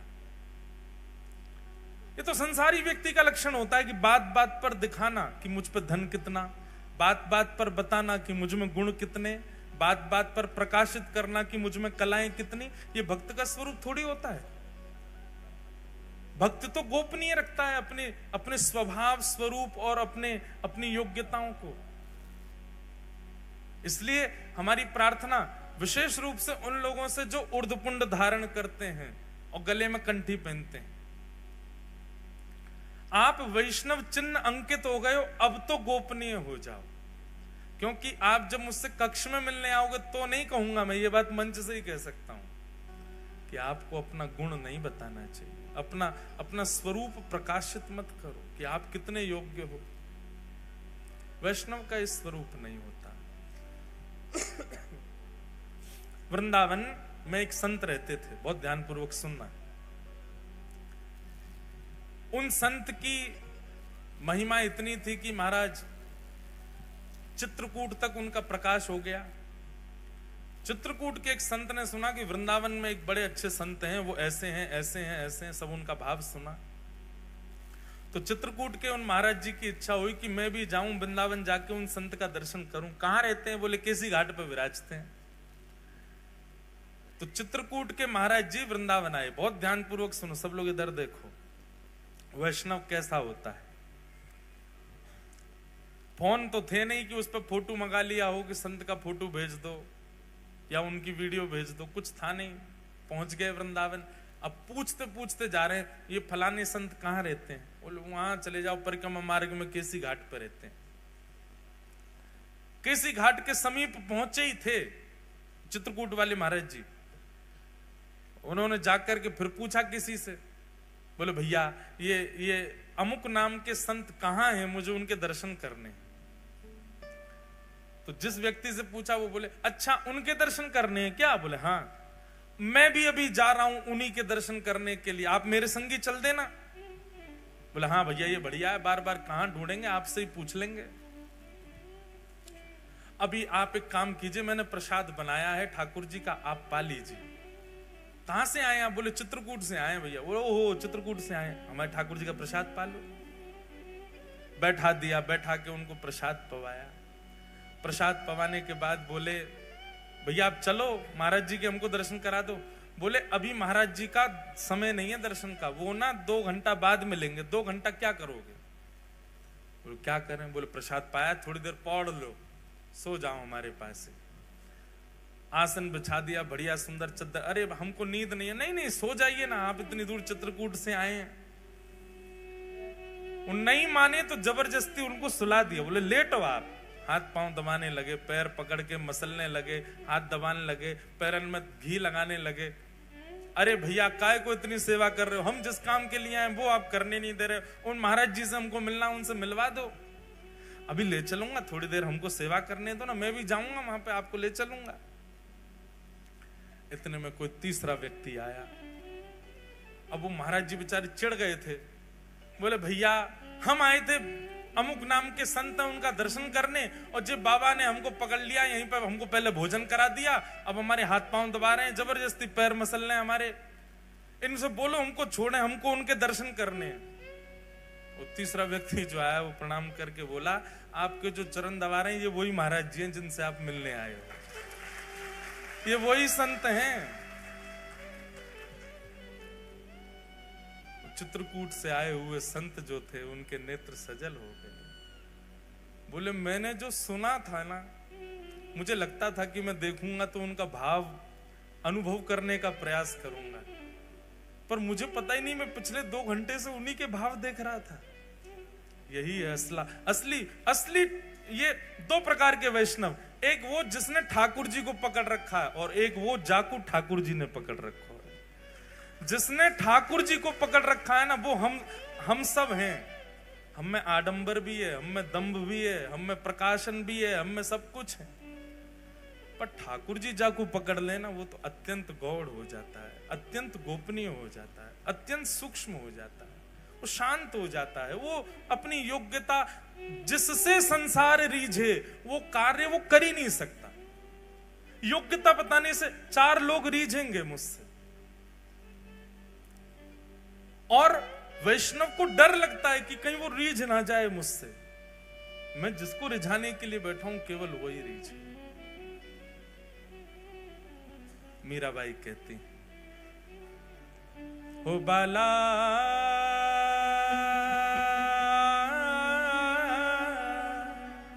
मैं बैरागन हूंगी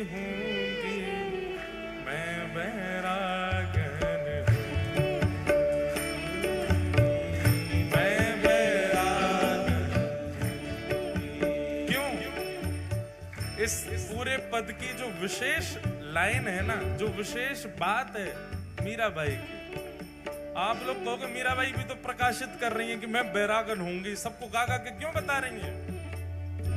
उनका कहने का एक ही उद्देश्य है, जिससे सब रीझे उसलिए नहीं। गाना मेरे साथ। जिन भेषा मारो सावरो रीझे, जिन भेषा मारो सावरो रीझे, जिन भेषा मेरो सावरो रीझे, जिन भेषा मेरो सावरो रीझे, मैं सोही भेष धरूंगी, मैं तो सोही भेष धरूंगी,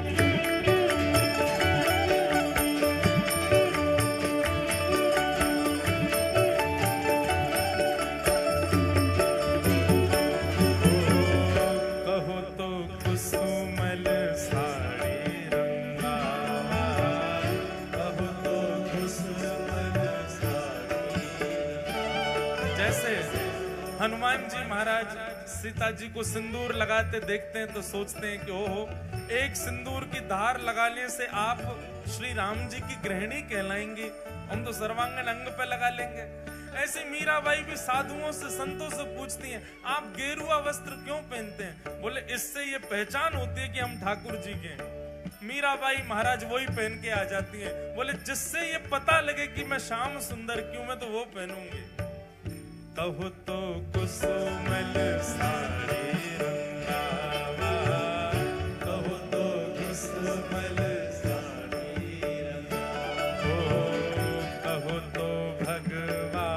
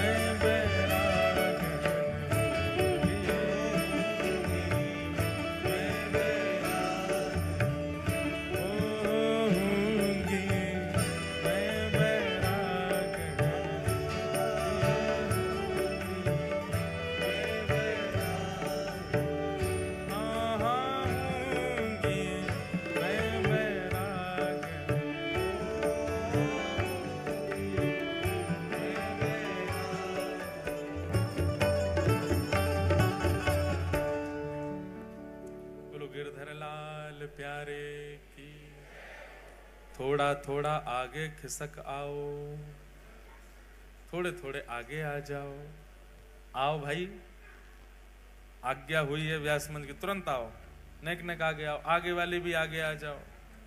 बस नार में बाम लगा लेना रात को। पीछे वाले कहाँ हैं बेचारे, तोड़ दो जेल, आ जाओ आगे सामर्थ्य हो तो। बोलो जगन्नाथ महाप्रभु की। तो वैष्णव का स्वभाव कैसा होता है, वैष्णव का स्वरूप कैसा होता है कि वो प्रकाशित नहीं करता स्वयं को। अपने आप उसका प्रकाश हो जाए वो बात अलग है। और एक बात और सुनिए, वैष्णव गुणवान होते हुए भी अपने जब गुण का प्रकाश नहीं करता तो ठाकुर जी उसका प्रकाश करते हैं। फिर माधवदास जी परम विद्वान, और एक विद्वान आकर के उनसे कहने लगा कि मुझसे शास्त्रार्थ करिए, आपको हरा करके आपसे विजय पत्र लिखवा करके लेके जाऊंगा तो काशी में मेरी बड़ी जय जयकार होगी। सब लोग इधर देखो, इधर देखो, ध्यान से सुनो। माधवदास जी ने कहा, भैया ये शास्त्रार्थ करने के लिए विद्वान नहीं हुआ मैं, या शास्त्रार्थ करने के लिए अध्ययन नहीं किया मैंने।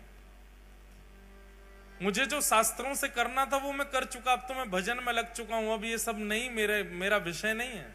वो तो पीछे पड़ गया, बोले कि नहीं आप मुझसे शास्त्रार्थ करो और मुझे विजय पत्र लिखवाना है।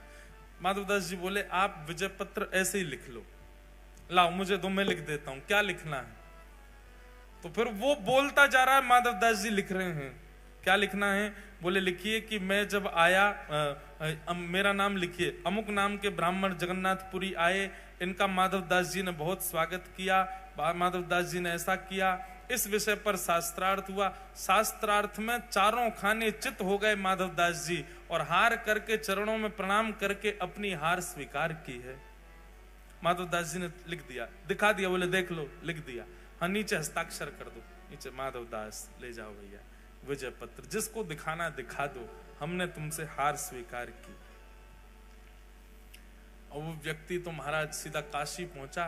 काशी में जाकर के विद्वानों से कहने लगा, लो तुम लोगों ने कहा था माधवदास को हरा के दिखाओ, हरा दिया मैंने उसको, माधवदास को हरा दिया तुमने। बोले चारों खाने चित हो गए, दंडौत करने लगे मेरे आगे, भीगी बिल्ली की तरह पीछे पीछे चल रहे थे। बोले आपसे ज्यादा विद्वान कौन। बोले विश्वास नहीं हो रहा। बोले लो पढ़ो विजय पत्र। विजय पत्र ब्राह्मण पढ़ने लगे।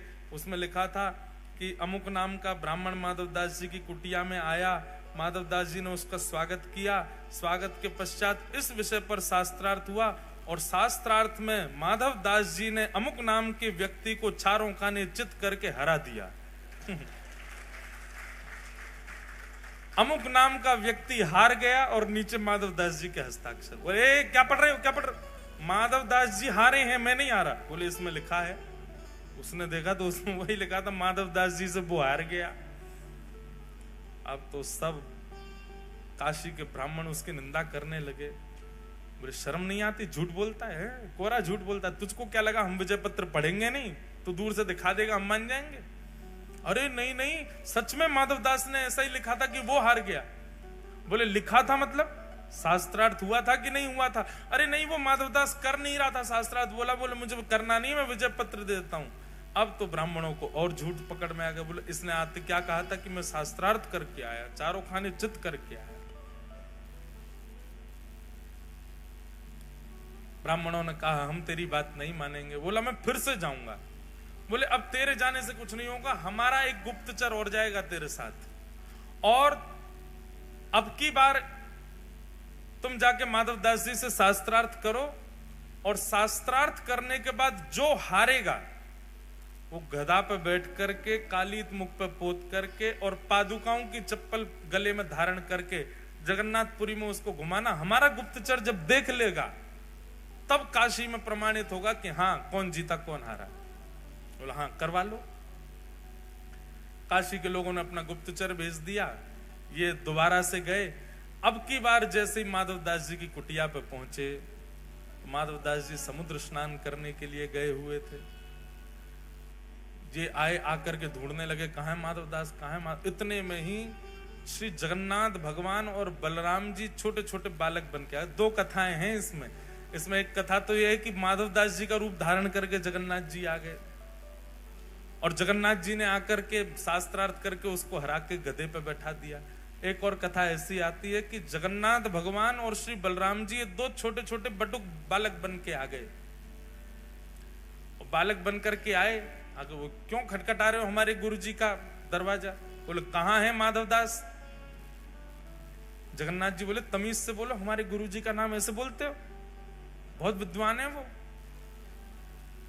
बोले हम उसको शास्त्रार्थ में हराने आए हैं और उसको हरा करके गधा पे बैठाएंगे, कालीत पोत करके पूरे जगन्नाथपुरी में घुमाएंगे। बलराम जी तो क्रोध में भर गए। बोले तू एक काम कर, तू हम तो शास्त्रार्थ कर ले पहले। ये छोटे छोटे बालक, तुमसे क्या शास्त्रार्थ करूंगा मैं। बोले तुम हमको हरा दो तो हम माधवदास जी को पास ले चलेंगे।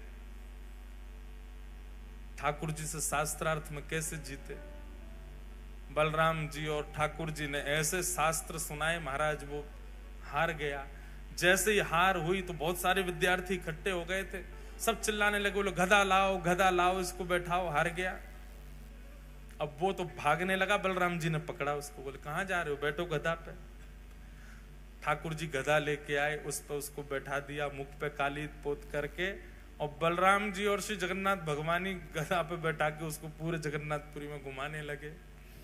गुप्तचर ने दूर से देख लिया। अब वो ब्राह्मण मुंह छुपाए, बोले इसको नहीं दिख जाऊं मैं, काशी में हल्ला करेगा। उसने तो देख ही लिया। इतने में ही माधवदास जी आए। माधवदास जी जैसे ही आए, माधवदास जी ने देखा बड़ी भीड़ बालकों की घूम रही है और ये गधा पे कौन बैठा है। आगे जाकर के देखा तो वही ब्राह्मण था जो विजय पत्र लिखवा के ले गया था। माधवदास जी ने जैसे ही देखा तो नीचे देखा तो गधा के गले में रस्सी बांध के दो बालक, श्याम और गौर वर्ण के दो बालक घूम रहे हैं। माधवदास जी तो देखते ही समझ गए तो जगन्नाथ जी। जाकर के माधवदास जी बोले जय जय, क्या कर रहे हो। जगन्नाथ भगवान तो गधा वधा छोड़ के भाज गए वहां से, बलराम जी भी भाज गए। उसको ब्राह्मण को छोड़ दिया वहीं पे। माधवदास जी गए, उतारा उसको। अरे भैया ये आप क्या अपने गमछा से उसका मुख पहुंचा, ये गधा पे क्यों घूम रहे थे आप। बोलो भैया मुझे क्षमा कर दो, मैं तुमसे शास्त्रार्थ नहीं, तुम्हारे बच्चों ने हरा दिया मुझे, तुम्हारे विद्यार्थियों ने हरा दिया, मैं तुमसे क्या शास्त्रार्थ करूं। बहुत उदास हो गया था वो व्यक्ति, वो ब्राह्मण। माधवदास जी ने हृदय से लगाया, बोले अब अपनी उदासी छोड़ो और मैं तुमको एक रहस्य बताने वाला हूं, वो ध्यान से सुनो। बोले क्या। बोले जो बालक इतनी देर से तुम्हारे सामने बैठ के शास्त्र सुना रहे थे वो कोई बालक नहीं थे, साक्षात जगन्नाथ जी थे, साक्षात श्री बलभद्र जी थे। अरे भैया तुम्हारी विद्वत्ता रंग लाई, तुम्हारा बार बार जगन्नाथपुरी आना इतना भा गया ठाकुर जी को कि ठाकुर जी बालक का रूप धारण करके तुम्हारे सामने आ गए और तुमको दर्शन देके गए। जगन्नाथ जी का अनुयायी बना दिया उस विद्वान को। उसकी विद्वत्ता का मूल सार्थकता क्या होनी चाहिए विद्वत्ता की, श्री ठाकुर जी के चरणारविंद, वो दिला दिए उसको। ऐसे श्री माधवदास। तो हम प्रसंग ये लेके बैठे थे कि श्री जगन्नाथ भगवान बीमार क्यों होते हैं। जगन्नाथ भगवान इतने महाप्रभु हैं और भगवान को बीमारी होना। ये माधवदास जी के चरित्र में ही आता है कि श्री माधवदास जी को अतिसार का, पेट का एक रोग हो गया, जिसके कारण उनको बार बार शौच जाना पड़ता था। माधवदास जी मंदिर भी नहीं जा पा रहे थे, कोई सेवक भी नहीं था पास में, और स्वयं उठने की स्थिति में नहीं थे। इतने बीमार हो गए माधवदास जी कि बस पड़े पड़े बिस्तर पर ही मलमूत्र का त्याग कर रहे थे। जब बहुत समय तक इस हालत में आ गए कि अब उठ भी नहीं पा रहे, इतना बल भी नहीं बचा था, तब श्री जगन्नाथ जी ही उनके यहाँ एक दास का रूप धारण करके आए और आकर के अपने हाथों में जल भर भर के लामे और माधवदास जी के अंग पर लगे हुए मल मूत्र आदि को अपने हाथ से साफ कर रहे हैं श्री जगन्नाथ जी। माधवदास जी के नेत्र खुले, नेत्र खोल करके देखा तो श्याम वर्ण का एक बालक सेवा का। माधवदास जी से कहां बचने वाले ठाकुर जी, उनको सुगंधी आ गई, चंदन की सुगंधी आ गई, कपूर की सुगंधी आ गई, कस्तूरी की, केसर की।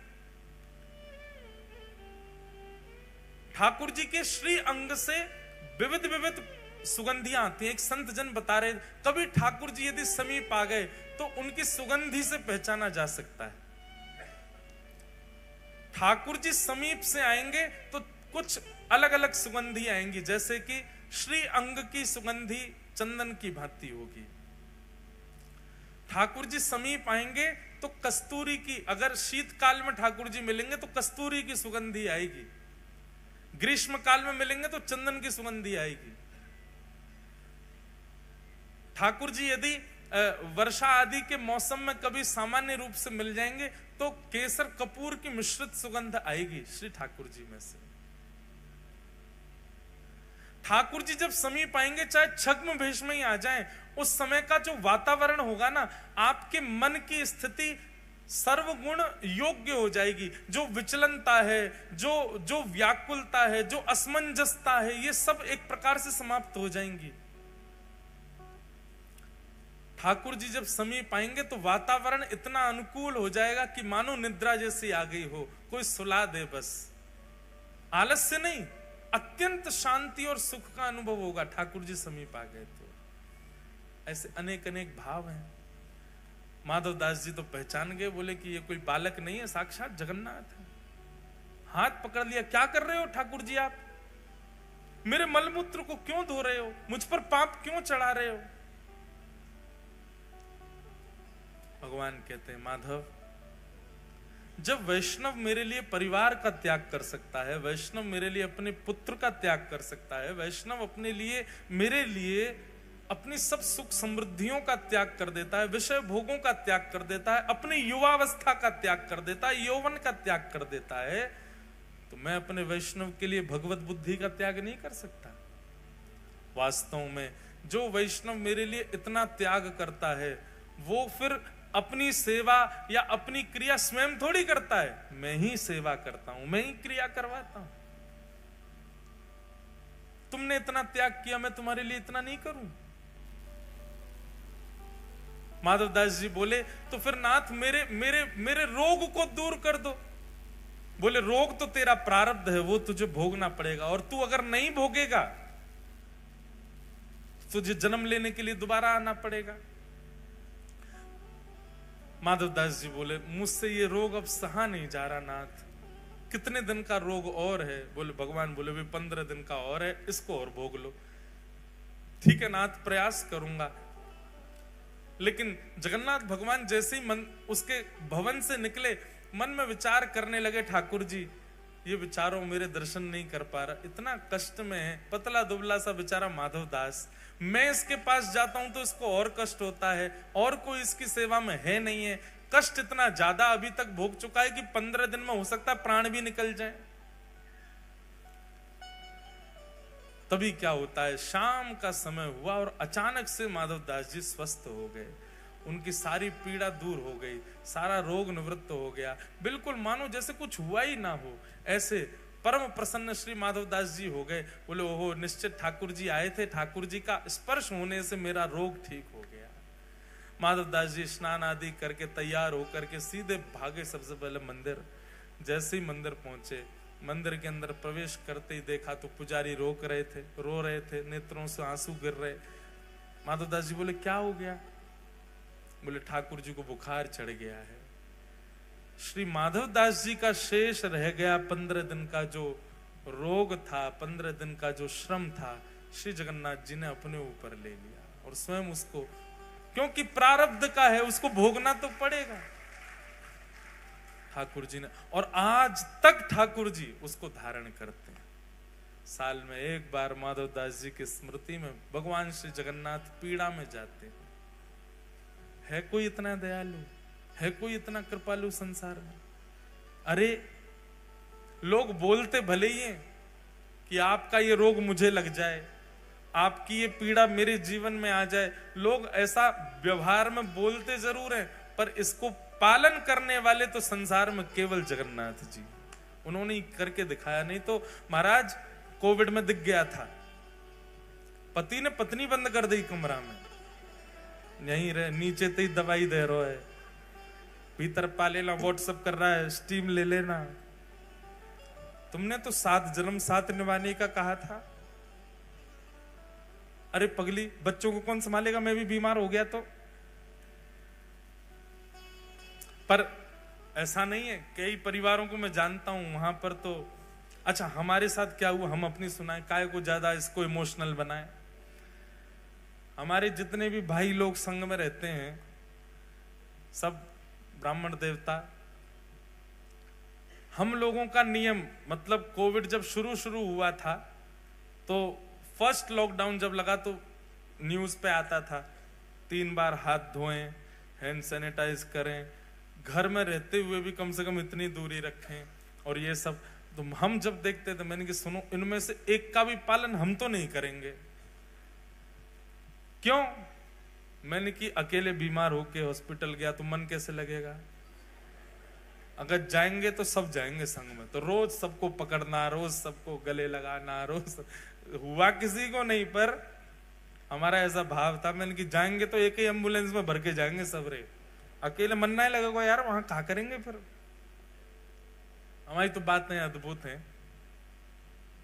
एक हमारे पंडित जी बोले महाराज जी आप तो वैकुंठ जाओगे। मैंने कि तो वह हम तो नरक में जाएंगे। बोल रहे थे विनोद में। मैंने कि ऐसे काय को बोल रहे हो? बोले लेकिन आप एक बात लिखवा लो हमसे। मैंने क्या? आप वैकुंठ गए और हम नरक गए तो आप भी ठाकुर जी से कहोगे मेरा मन नहीं लग रहा, या तो उनको बुला दो या मुझे भेज दो। तो वैकुंठ जाने वाला तो नरक जाएगा नहीं, ठाकुर जी उसको भेजेंगे नहीं। तो मैंने कि तो बोले अंत तो गत्वा हमको ही नरक से बुलवाया जाएगा स्पेशल विमान से, उनको बुलवाओ। क्यों? बोले उनका मन नहीं लग रहा वहां पे। मैंने कहा अब ये तो विनोद की बात है। सब भैया कथा सुनवे वाले, कथा कहवे वाले, नित्य उर्द पुंड लगाने वाले, श्री लाल जी की नित्य सेवा करवे वाले, जे बैकुंठ भी नहीं जाएंगे, जे महाराज प्राण निकाल के पुनः वृंदावन में ही जन्म ले लेंगे, फिर से वृंदावन में आ जाएंगे। ये बात सत्य है।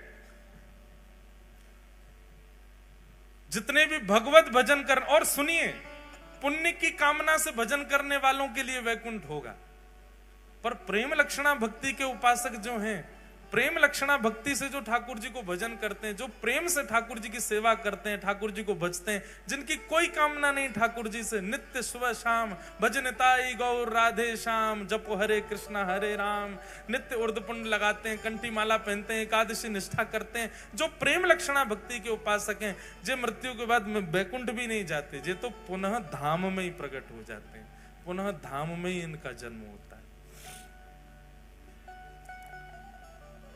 आन मिलो परिवार आपनो, सखी समाज मिलायो, भाग्य बड़ो वृंदावन पायो, भाग्य बड़ो वृंदावन पायो, भाग्य बड़ो वृंदावन पायो, भाग्य बड़ो वृंदावन पायो। तो ठाकुर जी ने वो रोग ले लिया। माधव दास जी खूब रोए ठाकुर जी के सामने, पर भगवान बोले ये मेरे प्रेम का प्रतीक है, ये मेरे प्रेम का उपहार है माधव तुम्हारे लिए, कि अब मैं सदा तुम्हारे इस रोग को धारण करके रखूंगा। और 15 दिन बाद जब श्री महाप्रभु जी स्वस्थ हो गए, उसके बाद फिर ठाकुर जी रथ में आरूढ़ हो करके नाचते गाते हुए माधव दास जी के संग में समस्त वैष्णवों के संग गुंडीचा यात्रा के लिए गए। 7 दिन ठाकुर जी गुंडीचा में विराज करके लौट करके आए। माधव दास जी के मन में आया कि ठाकुर जी अब मैं आपके तो दर्शन करता हूं, आपके पास तो नित्य आता हूं, मेरी इच्छा है कि मैं एक बार वृंदावन दर्शन करके आऊं। माधव दास जी ने जैसे ही कहा मैं वृंदावन दर्शन करके आऊं, ब्रह्मवेदी पर बैठे हुए महाप्रभु जगन्नाथ जी, उनका मुखमंडल उतर गया, शुष्क पड़ गए ठाकुर जी। महाप्रभु जी बोले कहा भयो जय जय, ऐसे काय को है गए आप? ठाकुर जी बोले माधव मेरो मन कैसे लगेगा जगन्नाथपुरी में? जैसे सब वैष्णवों का मन मेरे को देख करके लगता है, ऐसे मेरा मन तुमको देख के लगता है। जब तक तुम नहीं आते हो दर्शन करने के लिए मैं उतावला रहता हूं, और तुम वृंदावन चले जाओगे तो फिर मेरा मन कैसे लगेगा? वैसे बंधुओं महाप्रभु जी नित्य वृंदावन जाते हैं। ये आप पीछे जो दर्शन कर रहे हैं ना श्री जगन्नाथ जी का, ये बड़ श्रृंगार का दर्शन है। कौन सा श्रृंगार? बड़ श्रृंगार। ये बड़ श्रृंगार कब होता है ठाकुर जी का? शयन में। एकमात्र ऐसे ठाकुर हैं पूरे भारत में जो रात में मालाएं पहनते हैं। पूरे दिना तो पहनते ही हैं, पूरे दिना श्रृंगार होता है, पर रात्रि में विशेष श्रृंगार होता है श्री महाप्रभु जी का बड़ श्रृंगार। और ये बड़े श्रृंगार का कारण, श्रृंगार क्यों करता है व्यक्ति? कहीं जाना हो तो श्रृंगार करता है। रात में सोने में कोई श्रृंगार करता है? सोने से पहले पतिदेव बाल काट रहे हों, परफ्यूम लगा रहे हों, मुख पे जो है गोरे होने वाली क्रीम लगा रहे हों, ये कहां दिखता है? कभी नहीं होता। सुबह सुबह व्यक्ति शेविंग करे, श्रृंगार करे, समझ में आता। नए कपड़े रात में 3 पीस निकाल करके लेटते समय ये सब करे तो अजीब नहीं लगे? महाप्रभु जी पूरे दिन श्रृंगार करे तो रात में विशेष श्रृंगार होता है। आपको पता है रात्रि में श्री जगन्नाथ जी को जो यहां लड़ लगाई जाती है ना पुष्पों के, नेत्रों के ऊपर, वो पलक के भाव से लगाई जाती है। ये केवल रात में ही धारण होती है ठाकुर जी को, दिन भर नहीं होती। एक अधर चुंबित माला होगी, अधर को स्पर्श करती वही माला वो इधर धारण करते हैं, यहाँ अधर चुंबित माला होती है। और पूरे दिना तो ठाकुर जी ऐसे दिखेंगे, हाथ नहीं दिखते, पर रात्रि के पुष्प श्रृंगार में ठाकुर जी की उंगली बनाई जाती है।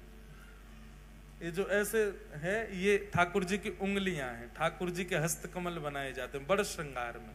क्यों? बोले कपाट बंद होते ही श्री जगन्नाथ जी अंतर ध्यान हो जाते हैं। बोले कहां चले जाते हैं? बोले श्री जी के पास जाते हैं रास विहार करने के लिए।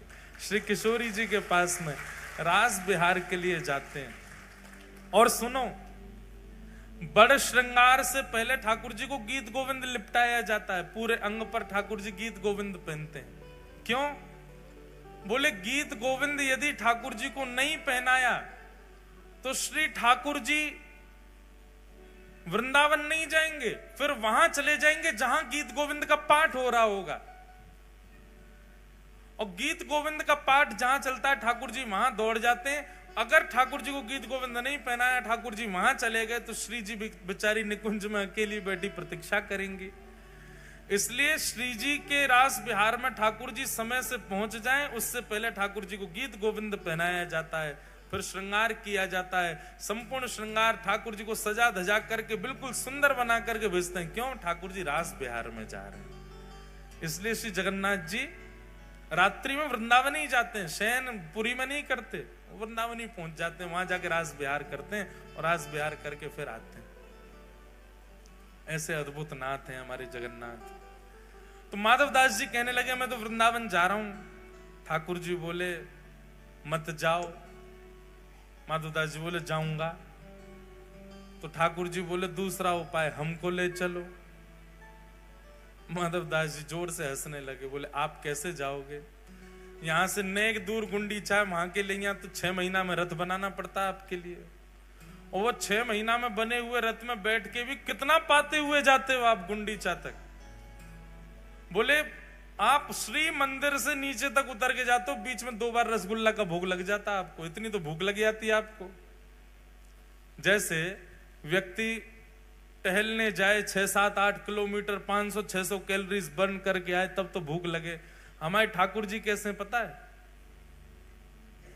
अगर आपने श्री ठाकुर जी का नाथ द्वार की पद्धति में, पुष्टि मार्ग पद्धति में ठाकुर जी को उठा करके गोद में विराजमान करके पोशाक पहना के मुकुट धरा के माला धराई, इतने में ही ठाकुर जी इतने थक जाते हैं कि रोने लगते हैं। यशोदा मैया के का है गो? बोले मैया तेने मुंह को बहुत श्रमित कर दियो। क्यों? और तेने नभाते समय जोड़ते हाथ मीट दिए, तेने मुंह को गोद में उठा के यहां ते वहां कर दियो, तेने मेरी धोती बदल के दूसरी पहना दी। इतने मैया मैं तो थक गयो, हार गयो। तो यशोदा मैया श्रम भोग लेके आती है ठाकुर जी। कौन सा भोग? ये श्रम भोग आता है।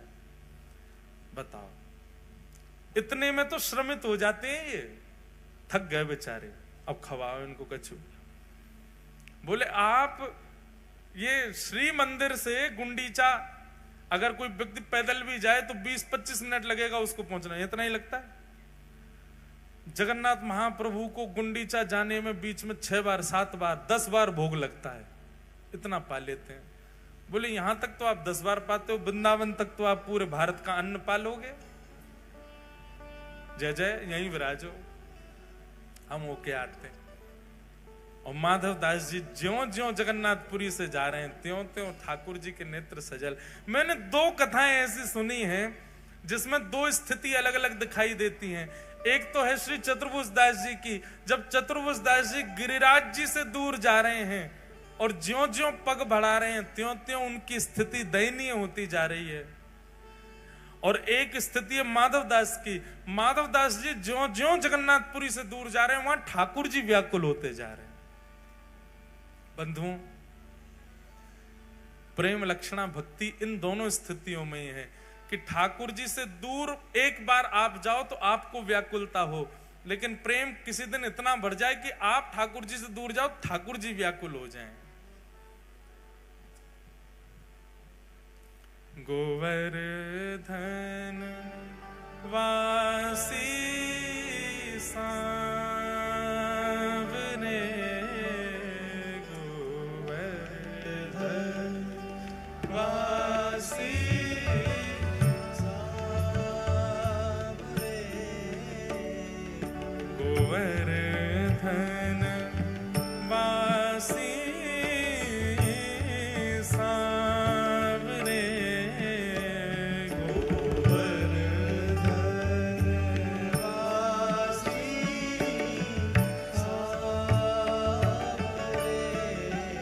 लाल तुम बिन रयो न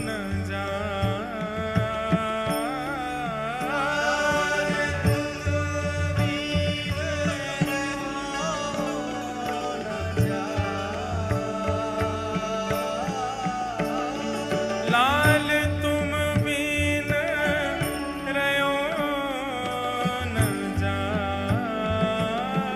रे,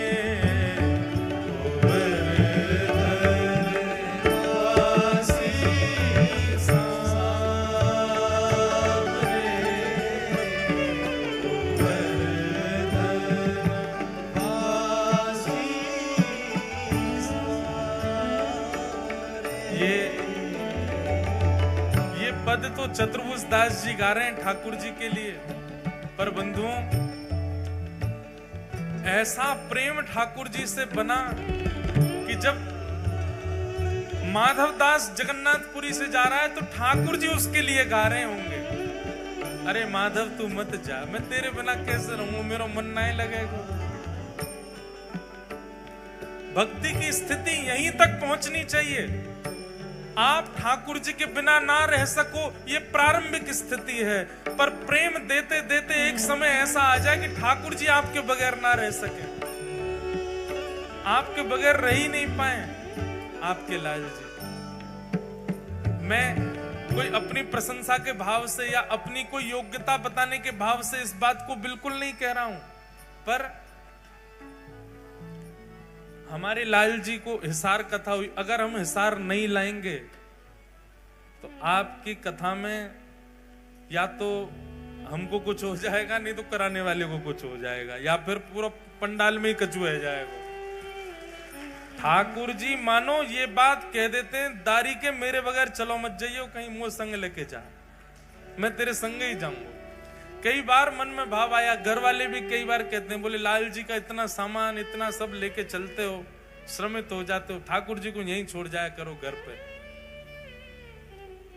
हम कर चुके हैं प्रयास 1-2 बार, अब होता क्या परिणाम वो मुझे बता देता हूं थोड़ा सा।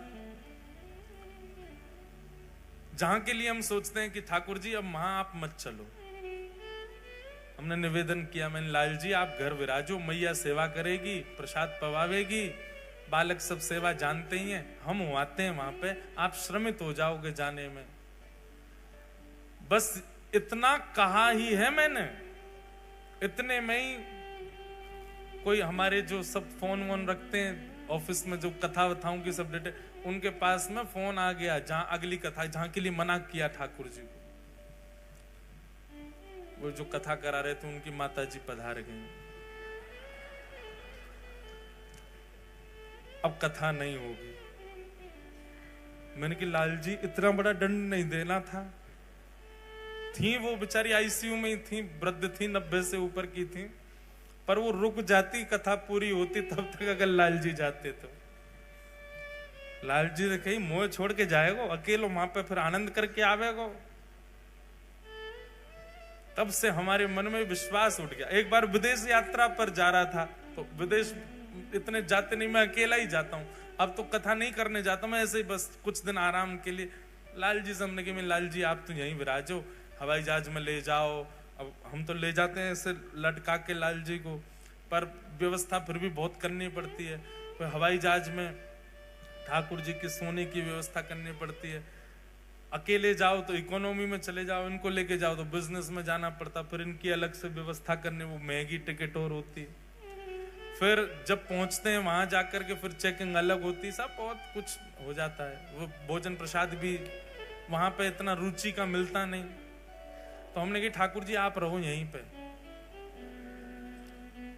ठाकुर जी से नहीं कही, बाकियों से बात कर ली, भैया सेवा करना, ठाकुर जी के बढ़िया प्रेम से आनंद कराओ। ये पक्का हो गया कि श्री गिरधर लाल जी अब विदेश नहीं जा रहे। तो रात्रि में जिसके यहाँ जाना था उसका फोन आ गया, बोले महाराज जी कब आ रहे हो? मैंने कल की फ्लाइट है भैया, हम आ रहे हैं। और सुनो लाल जी नहीं आ रहे हैं, अब हम बढ़िया आ रहे हैं, चकाचक घूमेंगे और खूब बढ़िया। अब कोई ज्यादा चिंता है नहीं, लाल जी आते हैं तो फिर ध्यान रखना पड़ता है, कहीं भी जाओ शाम होने से पहले लौट के आओ, ठाकुर जी का शयन होना है आदि आदि। गाय की दूध की व्यवस्था नहीं होती, पाउडर वाला देसी गैया का दूध ले जाना पड़ता, बहुत सारी व्यवस्था। अब बिल्कुल निश्चिंत हैं, हम अकेले आ रहे हैं। नहीं महाराज जी वो तो ठीक है, पर मेरे बॉस ने मुझको फायर कर दिया, मेरी जॉब चली गई आज। और महाराज जी बहुत वो हो गई, अब तो मैं सोच रहा हूं कैसे करूं। अब आप आएंगे, आपके संग रहना, मुझे दूसरी जॉब ढूंढनी पड़ेगी, मुझे समय लगेगा। आपका समय कुछ स्थगित हो जाए कुछ दिन का, और अच्छा हो जाए कि आप अगली वर्ष ही आओ। मैंने कोई नहीं तो तुम, मैंने कि अपना काम करो, हम तो एक और वैष्णव है वो भी पीछे पड़ा, मैं उसके यहाँ रुक जाऊंगा। बोले हाँ महाराज जी ठीक है। अब मैंने उसको फोन किया, मैंने कि भैया तुमको खुशखबरी देनी है कि हम उसके यहाँ नहीं रुक रहे हैं, हम अब तुम्हारे यहाँ रुकेंगे। महाराज जी आपके फोन आने से 5 मिनट पहले ही मैंने भारत की टिकट करवाई, मैं तो भारत जा रहा हूं, मैं तो हूं ही नहीं यहाँ पर। मैं तो अभी आज सुबह ही मन में आया कि मुझे भारत जाना चाहिए। मैंने कहा यार ये हो क्या रहा है। फिर हमारी एक दूर की रिश्तेदार थे, मैंने ये टिकट तो हो ही गई है, जाना तो है, उनके यहाँ रुक जाऊंगा। उनको फोन किया मैंने कि भैया ऐसे ऐसे हम तुम्हारे यहाँ आ रहे हैं। बोले ओहो मत आइए, हमारे बच्चे बीमार हो गए, बच्चों को हॉस्पिटलाइज कर दिया है। जब 3 जगह से ये हो गया कि भाई अब तो दिक्कत है, मैं समझ गया। मैंने कि लाल जी चलो, आप चलो, आपके पाम पूजूं, आप चल दो मेरे साथ, आपको मैं लेके जाऊंगा बिल्कुल। अभी सुनो असली बात। प्रणाम करके कही मैंने कि लाल जी चल दो, आप बिल्कुल ये विचार मत करो आपको छोड़ के जाऊंगा, आप चल दो, जैसी व्यवस्था होगी सब करूंगा, आप चलो। बस ये निवेदन किया है, आधा घंटा में उसका फोन आ गया, बोले महाराज जी मेरी जॉब दोबारा लग गई है। फिर दूसरे का फोन आया, बोले महाराज जी मैंने घर में चर्चा की तो सब बोले भारत की टिकट $100 दे के आगे करवा दो, रुक जाओ महाराज जी आ रहे हैं यहीं रुक जाओ। मैंने कहा तुम भी नहीं जा रहे? बोले नहीं। तीसरे बोले बच्चे हमारे स्वस्थ हो गए, उनकी रिपोर्ट बिल्कुल नेगेटिव आ गई है। मैंने कहा वाह, तो ये हैं हमारे लाल जी। तो इनके बगैर ये रहते ही नहीं, इनको घूमना बहुत पसंद है। हमारे लाल जी को समीप से देखो, इनका एक पैर आगे है थोड़ा सा।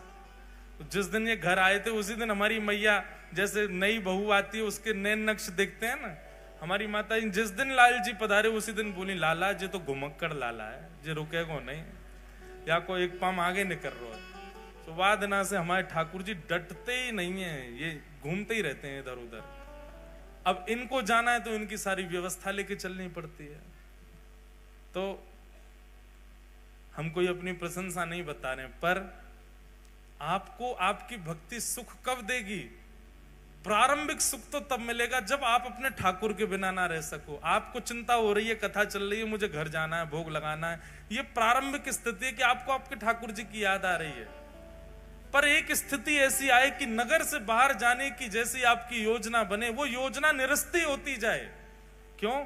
ठाकुर जी आपको जाने नहीं दे रहे हैं। ठाकुर जी कह रहे हैं या तो जाए मत या मुंह को संग लेके जा, तब आपको अत्यंत सुख मिलेगा। अब आपके ठाकुर जी आपके बिना नहीं रहते। ये भक्ति की चरम स्थिति है, ये भक्ति की प्रेम स्थिति है। तो श्री माधव दास जी से जगन्नाथ जी का ऐसा प्रेम कि जगन्नाथ जी बोले मोए ले चल वृंदावन, मैं मंदिर छोड़ने को तैयार हूं पर तो तेरे बिना ना रहूंगा। ऐसे श्री माधव दास